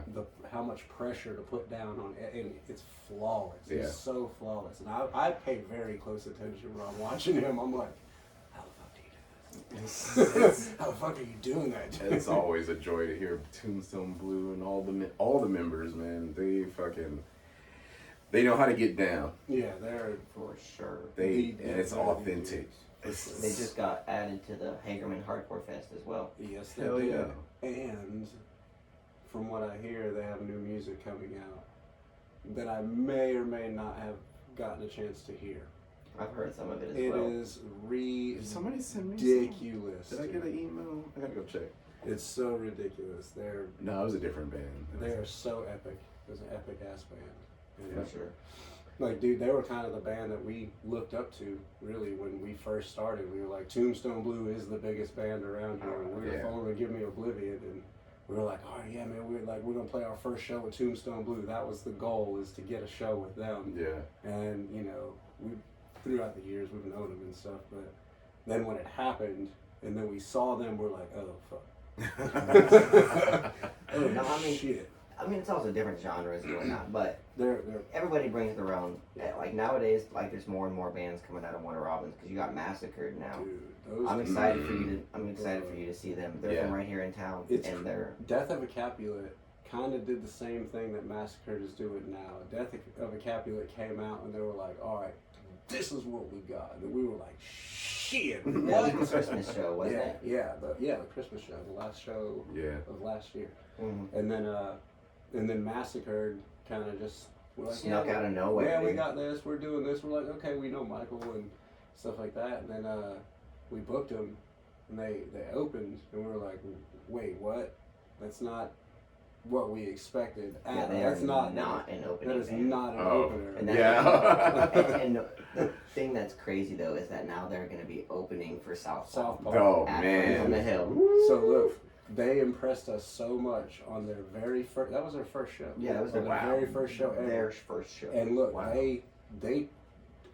they tore it down, dude. Yeah. They owned their set. Like, it wasn't for their first show. You know, you've seen bands' first shows. They're not frozen. They're not just staying in one spot. I mean, they are throwing down. The vocalist was Hell yeah. everywhere. Michael was going crazy. Trent on the drums, phenomenal drummer. I like his drum style and stuff. And Okay. yeah, Not me. Dakota- Not you. Yeah, not him. The other Trent. Yeah, you pointed out. I just want to clarify. I do play drums, but we're not talking about me. We're talking about Trent White, phenomenal drummer. Yeah. And then Dakota on bass. They were just super good. And yeah, I couldn't stop watching them, and I was like, man, I can't wait to book them again. We got to put them in front of some people, Yeah. and what better show? Cool. And to open yourself up, man. I'm excited. Before we get out of here, is there anything you want to plug or anything you want to say? Or Come to Friends on the Hill in Warner-Robins, Georgia, 104 West Cliff Boulevard. Every day of the week, we got something cool going on. If it's not something cool, it's something good to eat, something good to drink. And on the weekends, it's something cool to watch. Like, that's what we're about. The stage, I want more entertainment. We're doing some wild other stuff too. It's not just metal. It's not just country band, cover band, country band, cover band. It's a wide spectrum of stuff. Add us on Facebook. Stay tuned to all the cool stuff we got going on. Y'all give it up for DJ B3. This is our dude. Thank you. Couldn't have made this shit happen without him. That's a true story. yeah, for real. Yeah. You wouldn't have any of the shows that you have in Middle Georgia if it wasn't for this man right here. Damn. So give a hand for him. And with that being said, that was a GMO podcast. I'm Trent. I'm Pat. And I'm DJ B3. We do better when we all do better. Have a good one, y'all. Peace. Yeah.